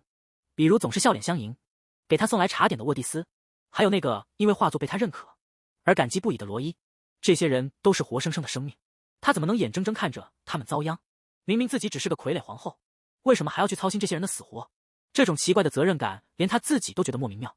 看到他忧心忡忡的样子，埃利翁赶紧安慰道：“别担心，既然我是这个国家的大主教，就绝对不会坐视不管。”听到这话，凯纳稍微松了口气。埃利翁有你这句话，我就放心多了。埃利翁有些得意地表示，自己虽然看着不像，但其实本事大着呢。不仅会用白魔法，剑术也是一流的。不过紧接着，埃利翁话锋一转，提到了最近要举办的剑术节。听说陛下这次把你也当成了获胜者的奖品。凯纳赶紧解释说，虽然确实有这回事，但最后是萨里乌斯赢了，所以其实什么都没发生。听到这话，埃利翁的脸色却沉了下去。就算最后没出事，那暴君把人当成奖品的做法，也绝对无法原谅。这简直就是个疯子。凯纳见状，赶紧摆手解释，说自己真的没事，而且那天晚上什么都没发生。对萨里乌斯来说，他根本就不是那种目标。话一说出口，凯纳突然反应过来，自己好像说漏嘴了。这下等于直接承认，他和萨里乌斯根本没有夫妻之实。埃利翁也是个聪明人，一听这话，立刻就明白了其中的意思。你的意思是，事已至此，再隐瞒下去也没什么意义了。凯纳只能无奈地承认了这件事。就像你看到的这样，自己其实并没有什么魅力，所以那位暴君根本看不上他。听到凯纳自嘲没有魅力，埃利翁立刻急了：“才不是那样！你在我眼里比这世上的任何东西都美。凯纳被夸得有些不好意思，笑着说：“这也太夸张了。”可埃利翁却一脸认真：“我是认真的，从我第一次见到你开始，我就一直是这么想的。”这突如其来的直球，直接把凯纳给整不会了。这大主教该不会是在向我表白吧？埃利翁突然意识到自己有些失态，是我失言了，请忘记我刚才说的话。说完这话，他便急匆匆的转身告辞，显然是想赶紧逃离这个尴尬的现场。看着埃利翁离去的背影，凯纳这才稍微缓过神来。这突如其来的表白确实把他吓得不轻，不过冷静下来想想，这根本就不合理。在原本的命运里，他唯一会爱上的人只有弗洛拉，所以刚才那番话大概只是大主教的一时冲动吧。回到自己房间的凯纳心里正七上八下的琢磨着之前在萨里乌斯那里发生的事。就在这时，门外突然传来了敲门声，谁在外面？可当他把门打开的那一刻，整个人直接愣住了。门外站着的居然是萨里乌斯。凯纳有些不敢置信。陛下，萨里乌斯主动提起北方格兰雷斯山出现飞龙咆哮的事，你明白这意味着什么吗？凯纳倒是没有隐瞒，自己刚刚从大主教埃利翁那里听说了。一听到这个名字，萨里乌斯脸色顿时就变了。你居然去见了大主教？凯纳赶紧解释说，他们只是在走廊上碰巧遇到，而且大主教是来求见陛下的。看着萨里乌斯那张阴沉的脸，凯纳心里直犯嘀咕，这暴君到底在生什么闷气？萨里乌斯叹了口气，既然大主教都跟你说清楚了，那你也该明白，我们必须提前防范这场灾难，但光靠帝国的力量根本挡不住这种毁灭性的灾害。他决定要和坦纳王国签订和平条约。这个坦纳王国可不简单，它是个四面环海的岛国，靠着海上贸易发了家，实力仅次于帝国。听到这个消息，凯纳心里泛起了嘀咕。在他的记忆里，两国的确是签了和平条约，但那明明是后期的剧情，怎么现在就提前发生了？萨里乌斯开门见山地表示，自己就不绕弯子了，他希望由凯纳来负责这次和坦纳王国的和平谈判。听到这个决定，凯纳整个人都愣住了，他简直不敢相信自己的耳朵，这暴君居然要把这么重要的任务交给自己来主导。看着萨里乌斯那无比认真的神情，凯纳意识到一件事，这暴君居然开始信任他了。要知道，自从那天晚上萨里乌斯看到了他背上那些伤疤，他就以为自己彻底出局了，本以为之前的努力全都白费了。可现在看来，事情好像并没有那么简单。既然萨里乌斯把任务交给了他，那这就是他证明自己的最好机会。凯纳坚定地回答，我明白了，我会接下这个任务。为了换取自由，他献上价值连城的远古秘宝，本以为和谈十拿九稳，不料对方国王当场翻脸，甚至直接推迟谈判，这下彻底打乱了他的所有计划。萨里乌斯看着眼前的女人，低沉的声音里带着审视，你是不是已经有计划了？凯纳微微一笑，眼神里没有丝毫慌乱。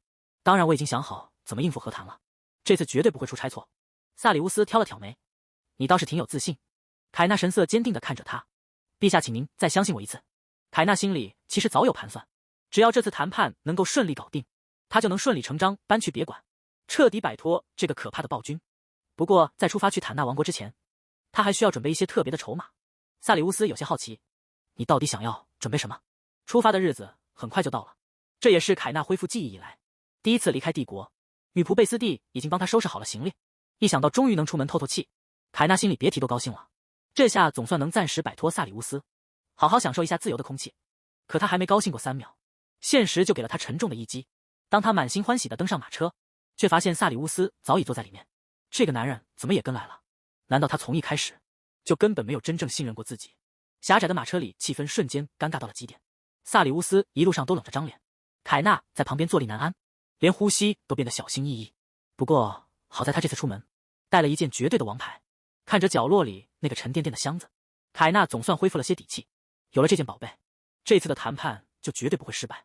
这箱子里装的可是传说中的古代宝藏，这种级别的稀世珍宝，拿来当和谈的礼物再合适不过。当初萨里乌斯听完他的提议，立刻派人前往帝国南部的神秘洞穴，结果还真让他们找到了一条古老的项链，一个精致的高脚杯，还有一只栩栩如生的狐狸雕像。看着箱子里的稀世珍宝，凯纳心里其实有些心虚。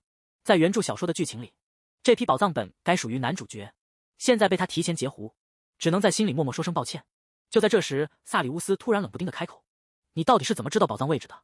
凯纳心里一惊，只能硬着头皮编了个谎话，说自己以前在阿尔堡王国听过传说，本想碰碰运气，没想到真的找到了。他总不能直接告诉暴君自己是穿越过来剧透的吧？好在萨里乌斯听完解释，只是冷漠的转过头去，似乎并没有打算继续深究。这阴晴不定的脾气实在让人捉摸不透。不知不觉天色暗了下来，马车终于在一家旅馆前停下。这趟令人窒息的旅程总算是熬到了头。侍从恭敬地把他们带进房间，微笑着介绍：“这里就是陛下和皇后殿下的寝室了。”听到这话，凯纳整个人瞬间石化。这意思是要和萨里乌斯睡同一间房。虽然两人名义上是夫妻，但在皇宫里一直都是分房睡。这突如其来的同床共枕，让他怎么可能接受得了？凯纳尴尬地扯了扯嘴角，低声询问侍从：“请问这里还有别的空房间吗？”旅馆老板一脸为难地解释：“今晚实在太不凑巧，所有的房间都已经客满了。”凯纳实在不想和暴君同房，试探着问能不能去住谷仓。这话可把旅馆老板吓得够呛，让尊贵的皇后殿下住谷仓，要是传出去，他这店就别想开了。老板指着房间极力推荐，这已经是店里最好的房间，为了迎接贵客，他们费了很大功夫，绝对能住得舒适。看着老板诚惶诚恐的样子，凯纳知道自己已经没有退路了。贝斯蒂微笑着行礼告退，祝他们今晚过得愉快。凯纳在心里疯狂呐喊求助，却也只能眼睁睁看着房门关上。这下是真的要同处一室了。这还是他第一次要和萨里乌斯共度夜晚，之前在剑姬那次根本不算数，那个冷酷的男人中途就把他赶走了。可这次他根本无处可逃。就在这时，萨里乌斯穿着睡袍走了进来，凯纳顿时紧张地屏住了呼吸。萨里乌斯径直走向床铺，凯纳全身的肌肉都紧绷了起来，脑海里闪过无数种糟糕的画面。然而出乎意料的是，这个男人居然直接躺下闭上了眼睛，根本没有多余的动作。这下轮到凯纳尴尬了，合着折腾了半天，只有他一个人在这里自作多情。不过这也让他松了一口气。随着房间里的灯光熄灭，黑暗中只剩下两人的呼吸声。凯纳看着已经入睡的萨里乌斯，轻声说了句晚安。既然对方没有搭理他的意思，那他也乐得清静，直接闭上眼睛睡觉。本以为会紧张的彻夜难眠，没想到因为对方的冷淡，他反而放松下来，很快进入了梦乡。深夜时分，寂静的房间里突然传来异样，凯纳在睡梦中被惊醒，有些迷茫地睁开眼睛。他循着微弱的声音转过头去，发现身旁的萨里乌斯正痛苦地呻吟，额头上满是冷汗。凯纳顿时反应过来，这位不可一世的帝国暴君，此时此刻竟然在做噩梦。谁能想到，平日里冷酷无情、杀伐果断的人，也会被梦魇折磨得如此脆弱。这一刻的他，看起来倒像个有血有肉的普通人。看着在痛苦中挣扎的萨里乌斯，凯纳突然想起了曾经的自己。那时候他被关在阴暗的地牢里，浑身是伤，只能在无尽的黑暗中瑟瑟发抖。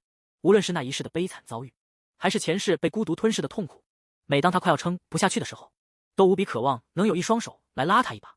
看着眼前这个同样痛苦的男人，凯纳终于忍不住伸出了手，轻轻抚上他的额头。没想到这个举动真的有效，萨里乌斯紧皱的眉头渐渐舒展，整个人慢慢安静了下来。看着身边这个毫无防备的男人，凯纳忍不住在心中感慨：谁能想到冷酷的暴君也有这样脆弱的一面？既然危机已经解除，疲惫不堪的凯纳也终于闭上眼睛，沉沉的睡了过去。转眼到了第二天清晨，为了接下来的和平谈判，凯纳带着女仆贝斯蒂登上了前往坦纳王国的海船。望着眼前一望无际的蓝色大海，凯纳忍不住赞叹这美丽的景色。一旁的贝斯蒂也显得十分兴奋，这还是他第一次亲眼见到大海。就在两个女人心情放松的时候，凯纳突然感觉到背后有一道异样的视线在盯着自己。他下意识地回头看去，那双熟悉的红色眼眸正从暗处默默注视着他。站在那里的果然是萨里乌斯。这突如其来的对视把凯纳吓了一跳，他在心里暗自嘀咕，这家伙还是一如既往的吓人。明明昨晚看起来还挺温顺的。萨里乌斯只是站在甲板上，一言不发地盯着他，眼神里看不出任何情绪。经过一路的海上颠簸，他们终于抵达了坦纳王国。本以为这次谈判会是一场硬仗，没想到刚一见面，坦纳国王却表现得异常热情，笑着表示欢迎他们的到来。这友好的态度让凯纳有些意外。国王体贴地建议他们先去休息，毕竟萨里乌斯曾经带兵攻打过这里。凯纳本以为会遭到冷遇，没想到对方态度如此和善。凯纳主动上前行礼，大方地自我介绍：“我是凯纳·塞莱斯·兰萨克。”看着举止优雅的凯纳，国王忍不住开口赞叹：“不愧是帝国的皇后陛下，不仅美丽动人，而且聪慧过人。”国王表示对大陆的趣闻很感兴趣，希望能多听皇后分享。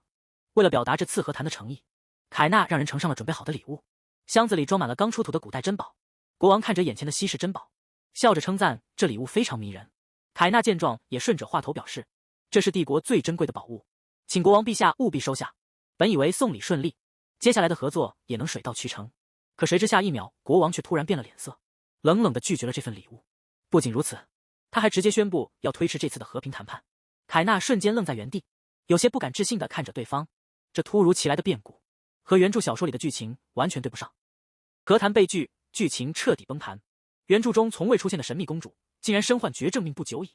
为了打破死亡循环，凯纳决定强行改写她的结局。传说中的天才药剂师成了他最后的救命稻草。国王接着表示，虽然和谈的事情没得商量，但既然人已经来了，他们还是会尽地主之谊，好好招待。这下可好和谈直接被一口回绝。萨里乌斯和凯纳被晾在房间里，气氛尴尬到了极点。夜幕降临，壁炉里的火烧得正旺，但凯纳的心里却是一团乱麻。原著剧情彻底崩盘，接下来的每一步都像是在走钢丝。看着心事重重的凯纳，女仆贝斯蒂有些担心地走上前，询问他是不是身体不舒服。凯纳摇了摇头，表示自己只是有些累了。贝斯蒂叹了口气，今天这一天折腾下来，确实是把人累得够呛。但其实真正让凯纳吃不消的，根本不是这紧凑的行程，而是萨里乌斯一路上那股要杀人一样的低气压，换谁在旁边待着都得脱层皮。更糟糕的是，原著的剧情居然第一次失效了，这下彻底没了剧透的优势。到底该怎么让坦纳国王回心转意？贝斯蒂行了个礼，让凯纳好好休息，便转身退了出去。随着房门关上，屋里只剩下凯纳一个人。面对这完全失控的局面，他必须尽快想出新的对策。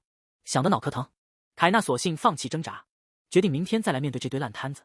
一夜过去，好不容易能一个人出来透透气，他这才感觉自己活了过来。毕竟今天吃早饭的时候，萨里乌斯浑身散发出的低气压，简直能把人活活憋死。好不容易才建立起来的一点信任，这下怕是又要彻底泡汤了。昨晚折腾得够呛，凯纳现在整个人累得不行，只想一个人静静。就在这时，旁边突然传来一阵奇怪的叫声，听着像是什么小动物。还没等他反应过来，一个黑影唰的一下窜了出来，直接跳到了他的裙子上。仔细一看，居然是一只长着大耳朵的黑色小家伙。看着怀里这个毛茸茸的小家伙，凯纳整个人都要被萌化了。他隐约记得在书里见过这种动物，好像是叫耳廓狐。凯纳温柔地抱起他，问他是不是迷路了。这小家伙浑身软绵绵的，抱在怀里别提多舒服了。就在凯纳正跟小家伙玩得开心时，身后突然传来一个声音，看来这家伙挺喜欢你的。这突如其来的声音把凯纳吓了一跳。米蒂罗斯笑着说，这家伙平时可不轻易亲近人，这还真是少见。凯纳有些纳闷，这人是谁？不过看着华丽的衣着，肯定是个身份不一般的贵族小姐。既然现在寄住在人家的城堡里，礼貌还是得做足。凯纳主动打了个招呼，自我介绍是昨天刚到的帝国皇后凯纳。对方听完恍然大悟，说原来你就是我哥哥提到的那位贵客。女孩笑着自我介绍，我是坦纳王国的米蒂罗斯公主。听到这个名字，凯纳心里直犯嘀咕。在原著小说里，坦纳王国明明只有一位王子，怎么现在凭空多出来一个公主？这剧情偏差的越来越离谱了。米蒂罗斯指着两只小家伙介绍，黑色的这只叫恩，白色的那只叫索利亚。米蒂罗斯有些感慨地对凯纳说，恩平时对人防备心特别重，没想到今天居然这么信任你。米蒂罗斯看着凯纳怀里的小家伙，笑着说自己也特别喜欢他，而且这毛色和自己还挺配。凯纳也跟着笑了起来，两个人的距离一下子拉近了不少。聊着聊着，米蒂罗斯突然发出了邀请，问凯纳要不要去他的房间坐坐。听到这个邀请，凯纳直接愣住了，怀疑自己是不是听错了。不过既然人家主动邀请，他也不好拒绝，只能跟着米蒂罗斯来到了房间。刚一进门，白色的小家伙就欢快地迎了上来。等凯纳看清房间里的布置，整个人都惊呆了。房间里到处都是这两只小家伙的周边玩偶，像他性格这么强烈的人，要是原著里有，我绝对不可能没印象。看来米蒂罗斯公主是真的完全没在小说里出现过。米蒂罗斯热情地招呼凯纳坐下，还兴奋地炫耀，这些宝贝都是他父亲从各国搜罗来的。在他眼里，耳廓狐就是世界上最可爱的生物。凯纳笑着附和，自己也完全被这些小家伙迷住了。听到这话，米蒂罗斯可算找到了知音，忍不住抱怨起来，说他哥哥之前来看了一眼，居然嫌弃这里太诡异。凯纳倒是不以为然，坦然地劝道，能对自己喜欢的东西保持诚实，这才是最难得的。这句话直接说到了米蒂罗斯心坎里，他连连点头表示赞同。米蒂罗斯正兴奋地展示着各种周边，嘴里还不停地安利着。看着眼前这个滔滔不绝的女孩，凯纳心里满是触动。他笑得那么开心，让凯纳不由得想起了自己的前世。那时候自己也疯狂迷恋这部小说，甚至买了一堆周边。可那时候身边根本没有志同道合的人，连个能分享喜悦的朋友都没有。那种孤独的滋味他最清楚不过了。看着眼前的米蒂罗斯，凯纳下定决心想和他成为真正的朋友。可他刚准备开口，旁边却突然传来一阵剧烈的咳嗽声。米蒂罗斯突然剧烈咳嗽起来，凯纳急忙询问，殿下你没事吧？但这咳嗽根本停不下来，这绝对不是普通的呛到，情况看起来非常糟糕。凯纳急得大喊，来人啊，快来人！房门唰的一下被推开，侍女急匆匆地冲了进来。殿下，您什么时候回房的？您突然不见了，大家都在到处找您呢。侍女赶紧递上药水。米蒂罗斯虚弱的道歉：“对不起。”他急忙把药喝了下去，这才慢慢缓过劲来。米蒂罗斯有些不好意思的解释：“对不起，我一聊齐尔括弧就兴奋的停不下来了。看着主人没事了，旁边的2只小家伙也跟着叫唤起来。米蒂罗斯温柔的摸着他们，也让你们担心了。我现在已经没事了。”看到这一幕，凯纳悬着的心总算放了下来。但这位公主的身体状况显然比想象中还要糟糕。侍女恭敬地向凯纳行礼，有些自责地开口：“您一定就是凯纳皇后陛下吧？没能及早迎接您，真是太失礼了。”凯纳连忙摆了摆手，表示自己并不介意。接着他压低声音问：“米蒂罗斯公主的身体是不是出了什么大问题？”听到这话，侍女的神色一下子暗了下去，低声透露了一个惊人的秘密：公主其实一直都在接受秘密治疗，她得的是不治之症，医生说她已经活不了多久了。这个消息对凯纳来说简直是晴天霹雳，他怎么也没想到会是这样。看着空荡荡的房间，他脑子里乱成了一团。他坐在床边，终于想通了其中的关键。我现在终于明白了，为什么坦纳国王会拒绝那份宝藏。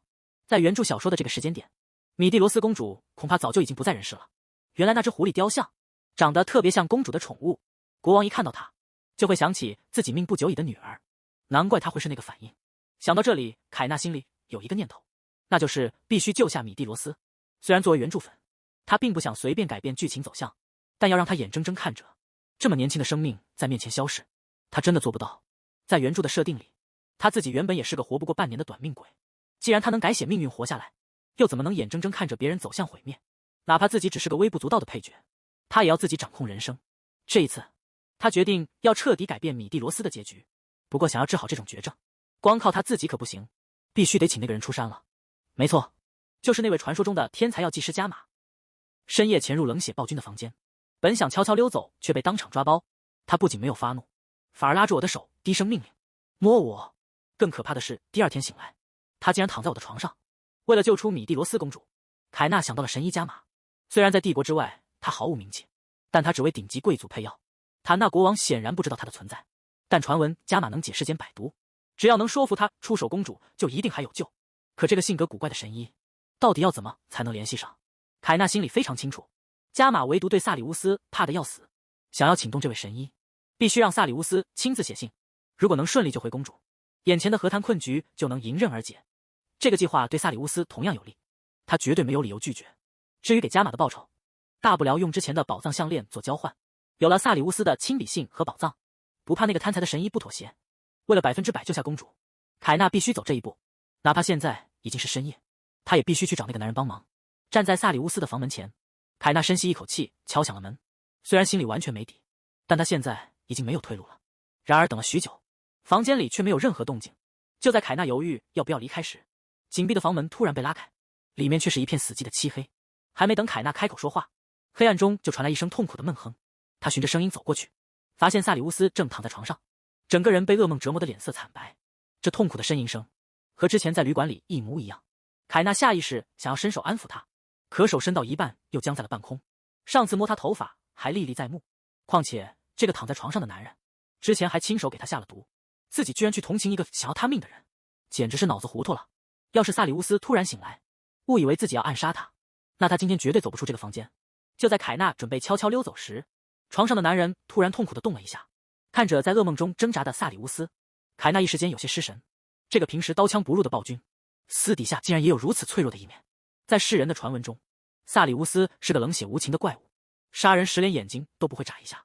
可凯纳却清晰地记得，在那个血腥的夜晚，他抱起自己时的双手，却带着让人安心的温度。凯纳自嘲地摇了摇头，不明白自己为什么会想起这些。当初他出手相救，不过是看不惯别人的卑鄙手段，现在最明智的选择就是趁他没醒赶紧离开这里。可他还是折返回来了。看着眼前这个备受折磨的男人，凯纳终究还是有些于心不忍。他轻轻伸出手，想要帮他抚平紧皱的眉头。反正自己迟早要离开这里，他的死活本该和自己无关。在凯纳眼里，萨里乌斯一直是个危险的怪物，他避之不及，生怕丢了性命。可看着他此刻痛苦无助的模样，凯纳却怎么也狠不下心离开。这一幕让他想起了在阿尔堡地下城那段最绝望的日子。看着渐渐安静下来的萨里乌斯，凯纳忍不住叹了口气。要是这个男人平时也这么温顺就好了，可偏偏怕什么来什么。还没等凯纳把手收回来，萨里乌斯竟然毫无预兆地睁开了眼。四目相对的瞬间，凯纳整个人直接僵在了原地。半夜摸人家额头，还被当场抓包，这一下真是跳进黄河也洗不清了。凯纳急得冷汗直流，以为这个暴君会直接动手杀人，可萨里乌斯只是冷冷地看着他，低沉地吐出2个字：继续。看着一脸茫然的凯纳，萨里乌斯直接拉住他的手，按在额头上，低声命令他继续刚才的动作。这个冷血怪物居然在主动索求温度，这一夜总算是惊险地熬了过去。第二天清晨的阳光洒进房间，凯纳在床上迷迷糊糊地醒来。昨晚折腾了那么久，他本以为自己会失眠，没想到居然睡得这么沉。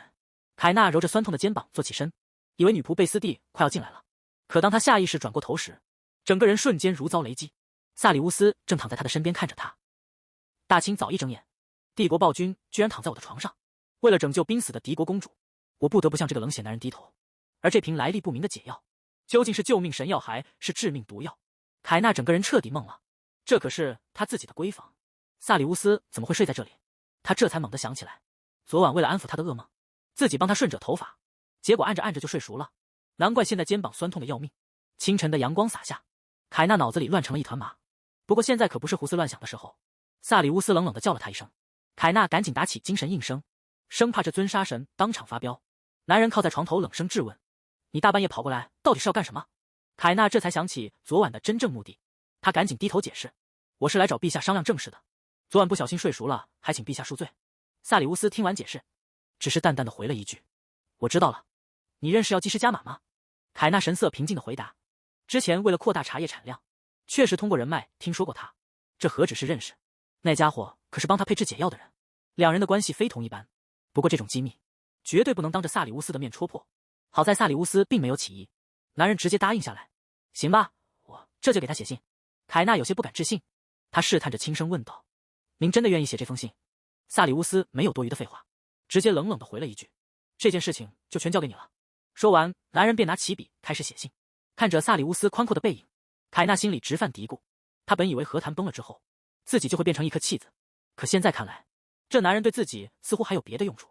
萨里乌斯那张冷冰冰的脸，还有那句让他摸他的话，直到现在还在凯纳脑海中挥之不去。这男人平时看着那么冷酷强硬，怎么昨晚突然变得这么反常？不过眼下可没时间多想，新的一天已经开始。凯纳正坐在沙发上闭目养神，门外突然传来一阵急促的呼喊声。米蒂罗斯一边喊着他的名字，一边把一个小家伙带了进来，说是这家伙吵着非要见他。凯纳脸上立刻浮现出笑容，赶紧把人迎了进来。在等待加马回信的这段日子里，凯纳只要一有空闲，就会跑来陪着米蒂罗斯。看着米蒂罗斯对自己如此依赖，凯纳心里别提多高兴了。毕竟从小到大，他还从来没有被谁这样偏爱过。米蒂罗斯抬起头笑着问道：肯定有很多人喜欢你吧，凯纳小姐？听到这话，凯纳却只是苦笑了一下。怎么可能呢？凯纳正陪着米蒂罗斯说话，突然有侍从急匆匆来报，说是加马那边终于来信了。这封信来得太及时了，凯纳立刻动身前去拿信。信里的内容正如他所料，加马确实配出了能救公主的药。不过这个贪财的家伙也说了，要是要起作用，他必须拿到那份传说中的宝藏。既然拿到了解药的线索，凯纳一刻也没有耽搁，直接动身求见坦纳国王。厚重的木门内传来国王低沉威严的声音：准许他进去。一见面，凯纳就开门见山地说明来意，说自己今天过来是为了米蒂罗斯公主的病情。听到女儿的名字，国王的眼神显然有些意外。凯纳神色认真地解释，自己已经向医生了解过病情，而且帝国里有一位天才药剂师，虽然在外面没什么名气，但他配制的药绝对管用。接着凯纳拿出了那瓶解药，说这就是能治好米蒂罗斯公主的药。可旁边的国王听完却根本不信：你以为我会轻易相信你吗？这万一是毒药怎么办？面对这番严厉的质疑，凯纳倒是一点也不慌张。您的怀疑很合理，但一个真心想和谈的国家，怎么可能会在这个时候毒害公主？如果帝国真想让这个国家灭亡，根本没必要对公主下手，要下毒也该针对有继承权的王子。这一番话说的国王无言以对。男人无奈地叹了口气，说自己其实早就知道凯纳和米蒂罗斯走得很近，甚至好几次想强行把他们分开。可是每当看到米蒂罗斯在凯纳面前露出开心的笑容，国王最终还是心软了。毕竟他已经很久没看到公主笑了。国王叹了口气，说自己到头来还是没能狠下心把他们强行分开。接着男人看着凯纳，有些疑惑地开口问道：为了一个刚认识不久的女孩，费这么大劲去求药，你真的只是为了和谈吗？听到这个问题，凯纳倒也没有隐瞒，他坦然承认道：要说完全没有为了和谈的私心，那肯定是假话。毕竟他这次前来确实是为了两国的和平。但紧接着凯纳又补充了一句：但这并不是唯一的理由。凯纳坦白了自己的心声，在和米蒂罗斯公主相处的日子里，我只想尽我所能去守护她的笑容，而且如果可以的话，他也希望在未来的某一天，能有这么一个人，同样全心全意的爱着自己。听到这番真诚的话语，国王彻底被说服了。好吧，这要我先收下了。凯纳和萨里乌斯正准备动身离开，看这架势，和谈的事情应该是有眉目了。就在这时，身后突然传来一声清脆的呼喊，凯纳下意识的回头看去，谁能想到跑过来的居然是米蒂罗斯。看他这精神抖擞的样子，之前的解药显然是起作用了。凯纳有些惊喜的问道：“你是特意来送我的吗？身体真的没问题了吗？居然跑了这么远？”米蒂罗斯摇了摇头说道：“我没事，有女仆们照顾我呢。不过比起这个……”米蒂罗斯把怀里的小家伙递了过去。“凯纳小姐，我想把这个小家伙托付给你。”这突如其来的礼物让凯纳有些意外，他有些迟疑的问道：“托付给我？你真的决定好了吗？”米蒂罗斯笑着点了点头说道：“是啊，他看起来真的很喜欢你，有他陪着你，以后你就不会觉得孤单了。”凯纳看着米蒂罗斯，他轻声承诺道：“米蒂罗斯公主，我一定会好好照顾她的。”告别了公主，凯纳一行人来到了坦纳王国的港口，准备乘船离开这个地方。站在甲板上，怀里的小家伙似乎有些不安的叫了一声。凯纳温柔的安抚着他：“我们要去新家了，以后一定会让你过得开开心心的。”凯纳正抱着小家伙在甲板上待着，突然感觉背后有一股凉意，一回头果然是萨里乌斯正盯着他，这着实把他吓了一跳。虽然和谈的事情暂时搁置了，而且萨里乌斯也没打算怪罪他，但被这尊杀神一直这么盯着，气氛实在是太压抑了。就在这尴尬的时候，怀里的小家伙突然打了个喷嚏，凯纳赶紧转移注意力，问他是不是冷了，还打算让贝斯蒂去给他弄个窝。凯纳正抱着小家伙在甲板上走着，结果船猛地一晃，他脚底下一个没站稳，整个人直接往后倒去，这要是摔实了，肯定得疼上好几天。好在身后有人眼疾手快，一把将他稳稳的接住。凯纳定睛一看，救下自己的居然是萨里乌斯，他有些尴尬的轻声唤道：“陛下抱歉，明明刚才还在害怕这男人的眼神，可现在离得这么近，反而让人有些不知所措。”还没等凯纳反应过来，萨里乌斯突然低声说了一句：“别离开我身边。”萨里乌斯突然出手，直接把一个偷偷溜上船的男人给揪了出来。这突如其来的动静把旁边的凯纳也给吓了一跳。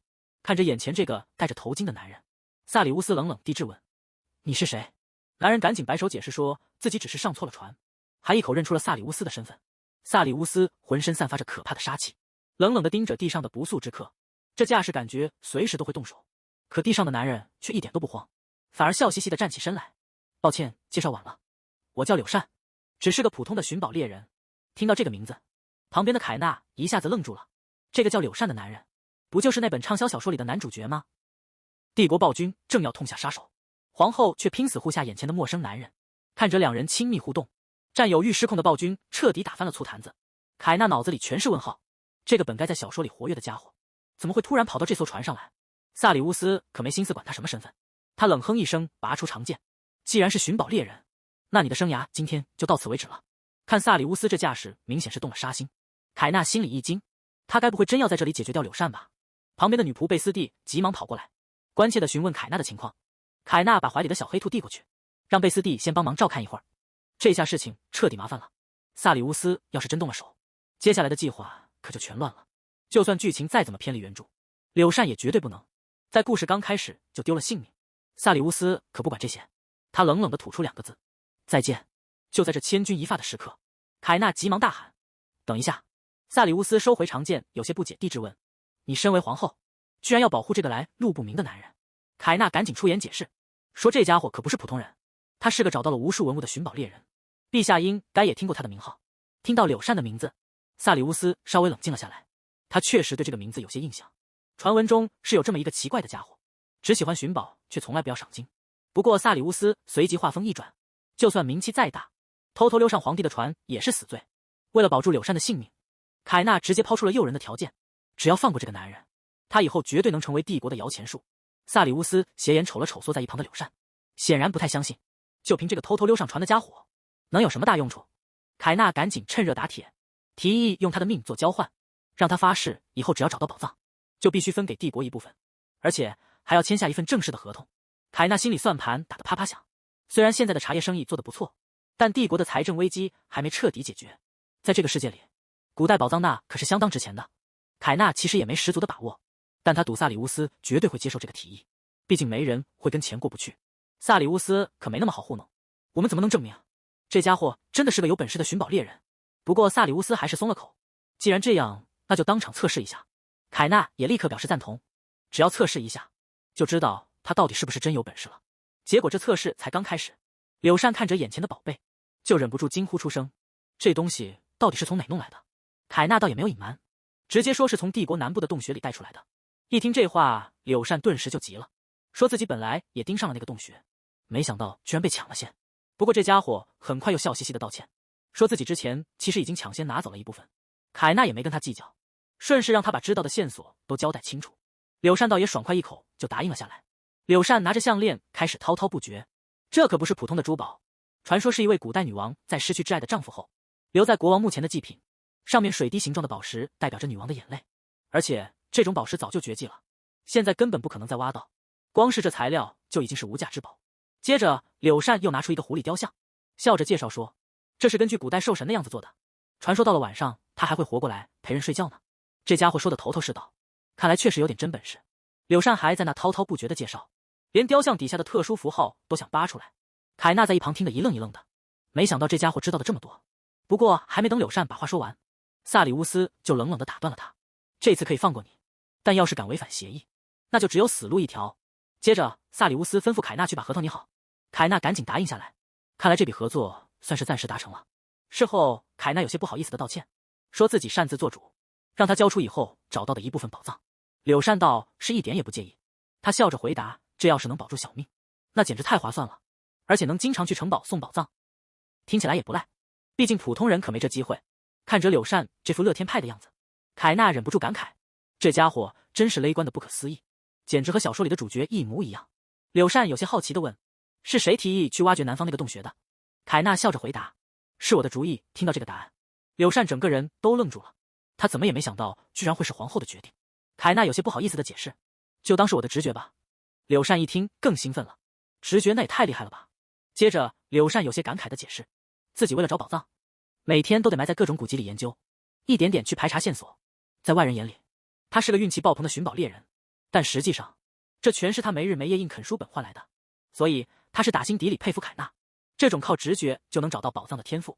看着眼前这个温顺的像小狗一样的男人，凯纳突然反应过来，难怪小说里的圣女弗洛拉最后会无可救药的爱上他，这种忠犬性格确实让人招架不住。不过提到小说剧情，凯纳又联想到了另一个人，那就是一直深爱着圣女的埃利翁，只可惜他最后也只能落个被拒绝的下场。凯纳忍不住开始琢磨，如果弗洛拉没有圣女的光环，埃利翁还会对他如此深情吗？柳善和凯纳正聊得起劲，可谁也没注意到萨里乌斯正站在高处，居高临下的冷冷看着这一切。看着凯纳和别的男人聊得这么开心，萨里乌斯心里有些不是滋味，这强烈的反差让萨里乌斯心里直犯嘀咕。在萨里乌斯眼里，凯纳永远是那么完美，端庄得体，就像一座毫无破绽的堡垒。可一转眼，他却对柳善露出了那种毫无防备的笑容，这让萨里乌斯心里酸得不行。难道就因为那家伙站在他身边吗？萨里乌斯越想越气，甚至开始后悔当初放过柳善的决定。早知道这样，真该直接除掉他。可看着凯纳护着那家伙的架势，他又有些犹豫了。要是现在强行下手，凯纳怕是永远都不会原谅他。萨里乌斯烦躁地啐了一口，他什么时候变得这么优柔寡断了？真是可笑，他堂堂一个帝国暴君，居然也会开始顾及别人的感受。最终他还是收了手，独自走向甲板深处。萨里乌斯独自站在甲板上，看着眼前的海面，脑子里却全是昨晚的画面。那时候凯纳的手就这么温柔地抚摸着他的头发，直到现在他都忘不了那种感觉，那是一种他从未体验过的温度，暖洋洋的，甚至让他有些不知所措。可这种温暖却让他心里莫名升起一股恐慌，就像有什么一直死守的防线要被彻底击碎了一样。虽然心里有些抗拒，但他其实很想知道这份温暖到底会带他走向哪里。从那一刻起，他对凯纳的感情已经彻底变了，萨里乌斯的心思已经彻底变了。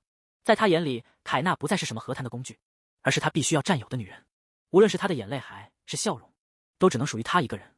画面一转，船只已经靠岸，柳善正跟凯纳道别，以后要是找到什么好宝贝，一定送来城堡给你，咱们以后还会再见面的。凯纳也有些担心的叮嘱他，在外面冒险，可千万别去冒那些没必要的险。柳善这小子倒是一点不认生，直接笑着伸出手，说以后就请多关照了。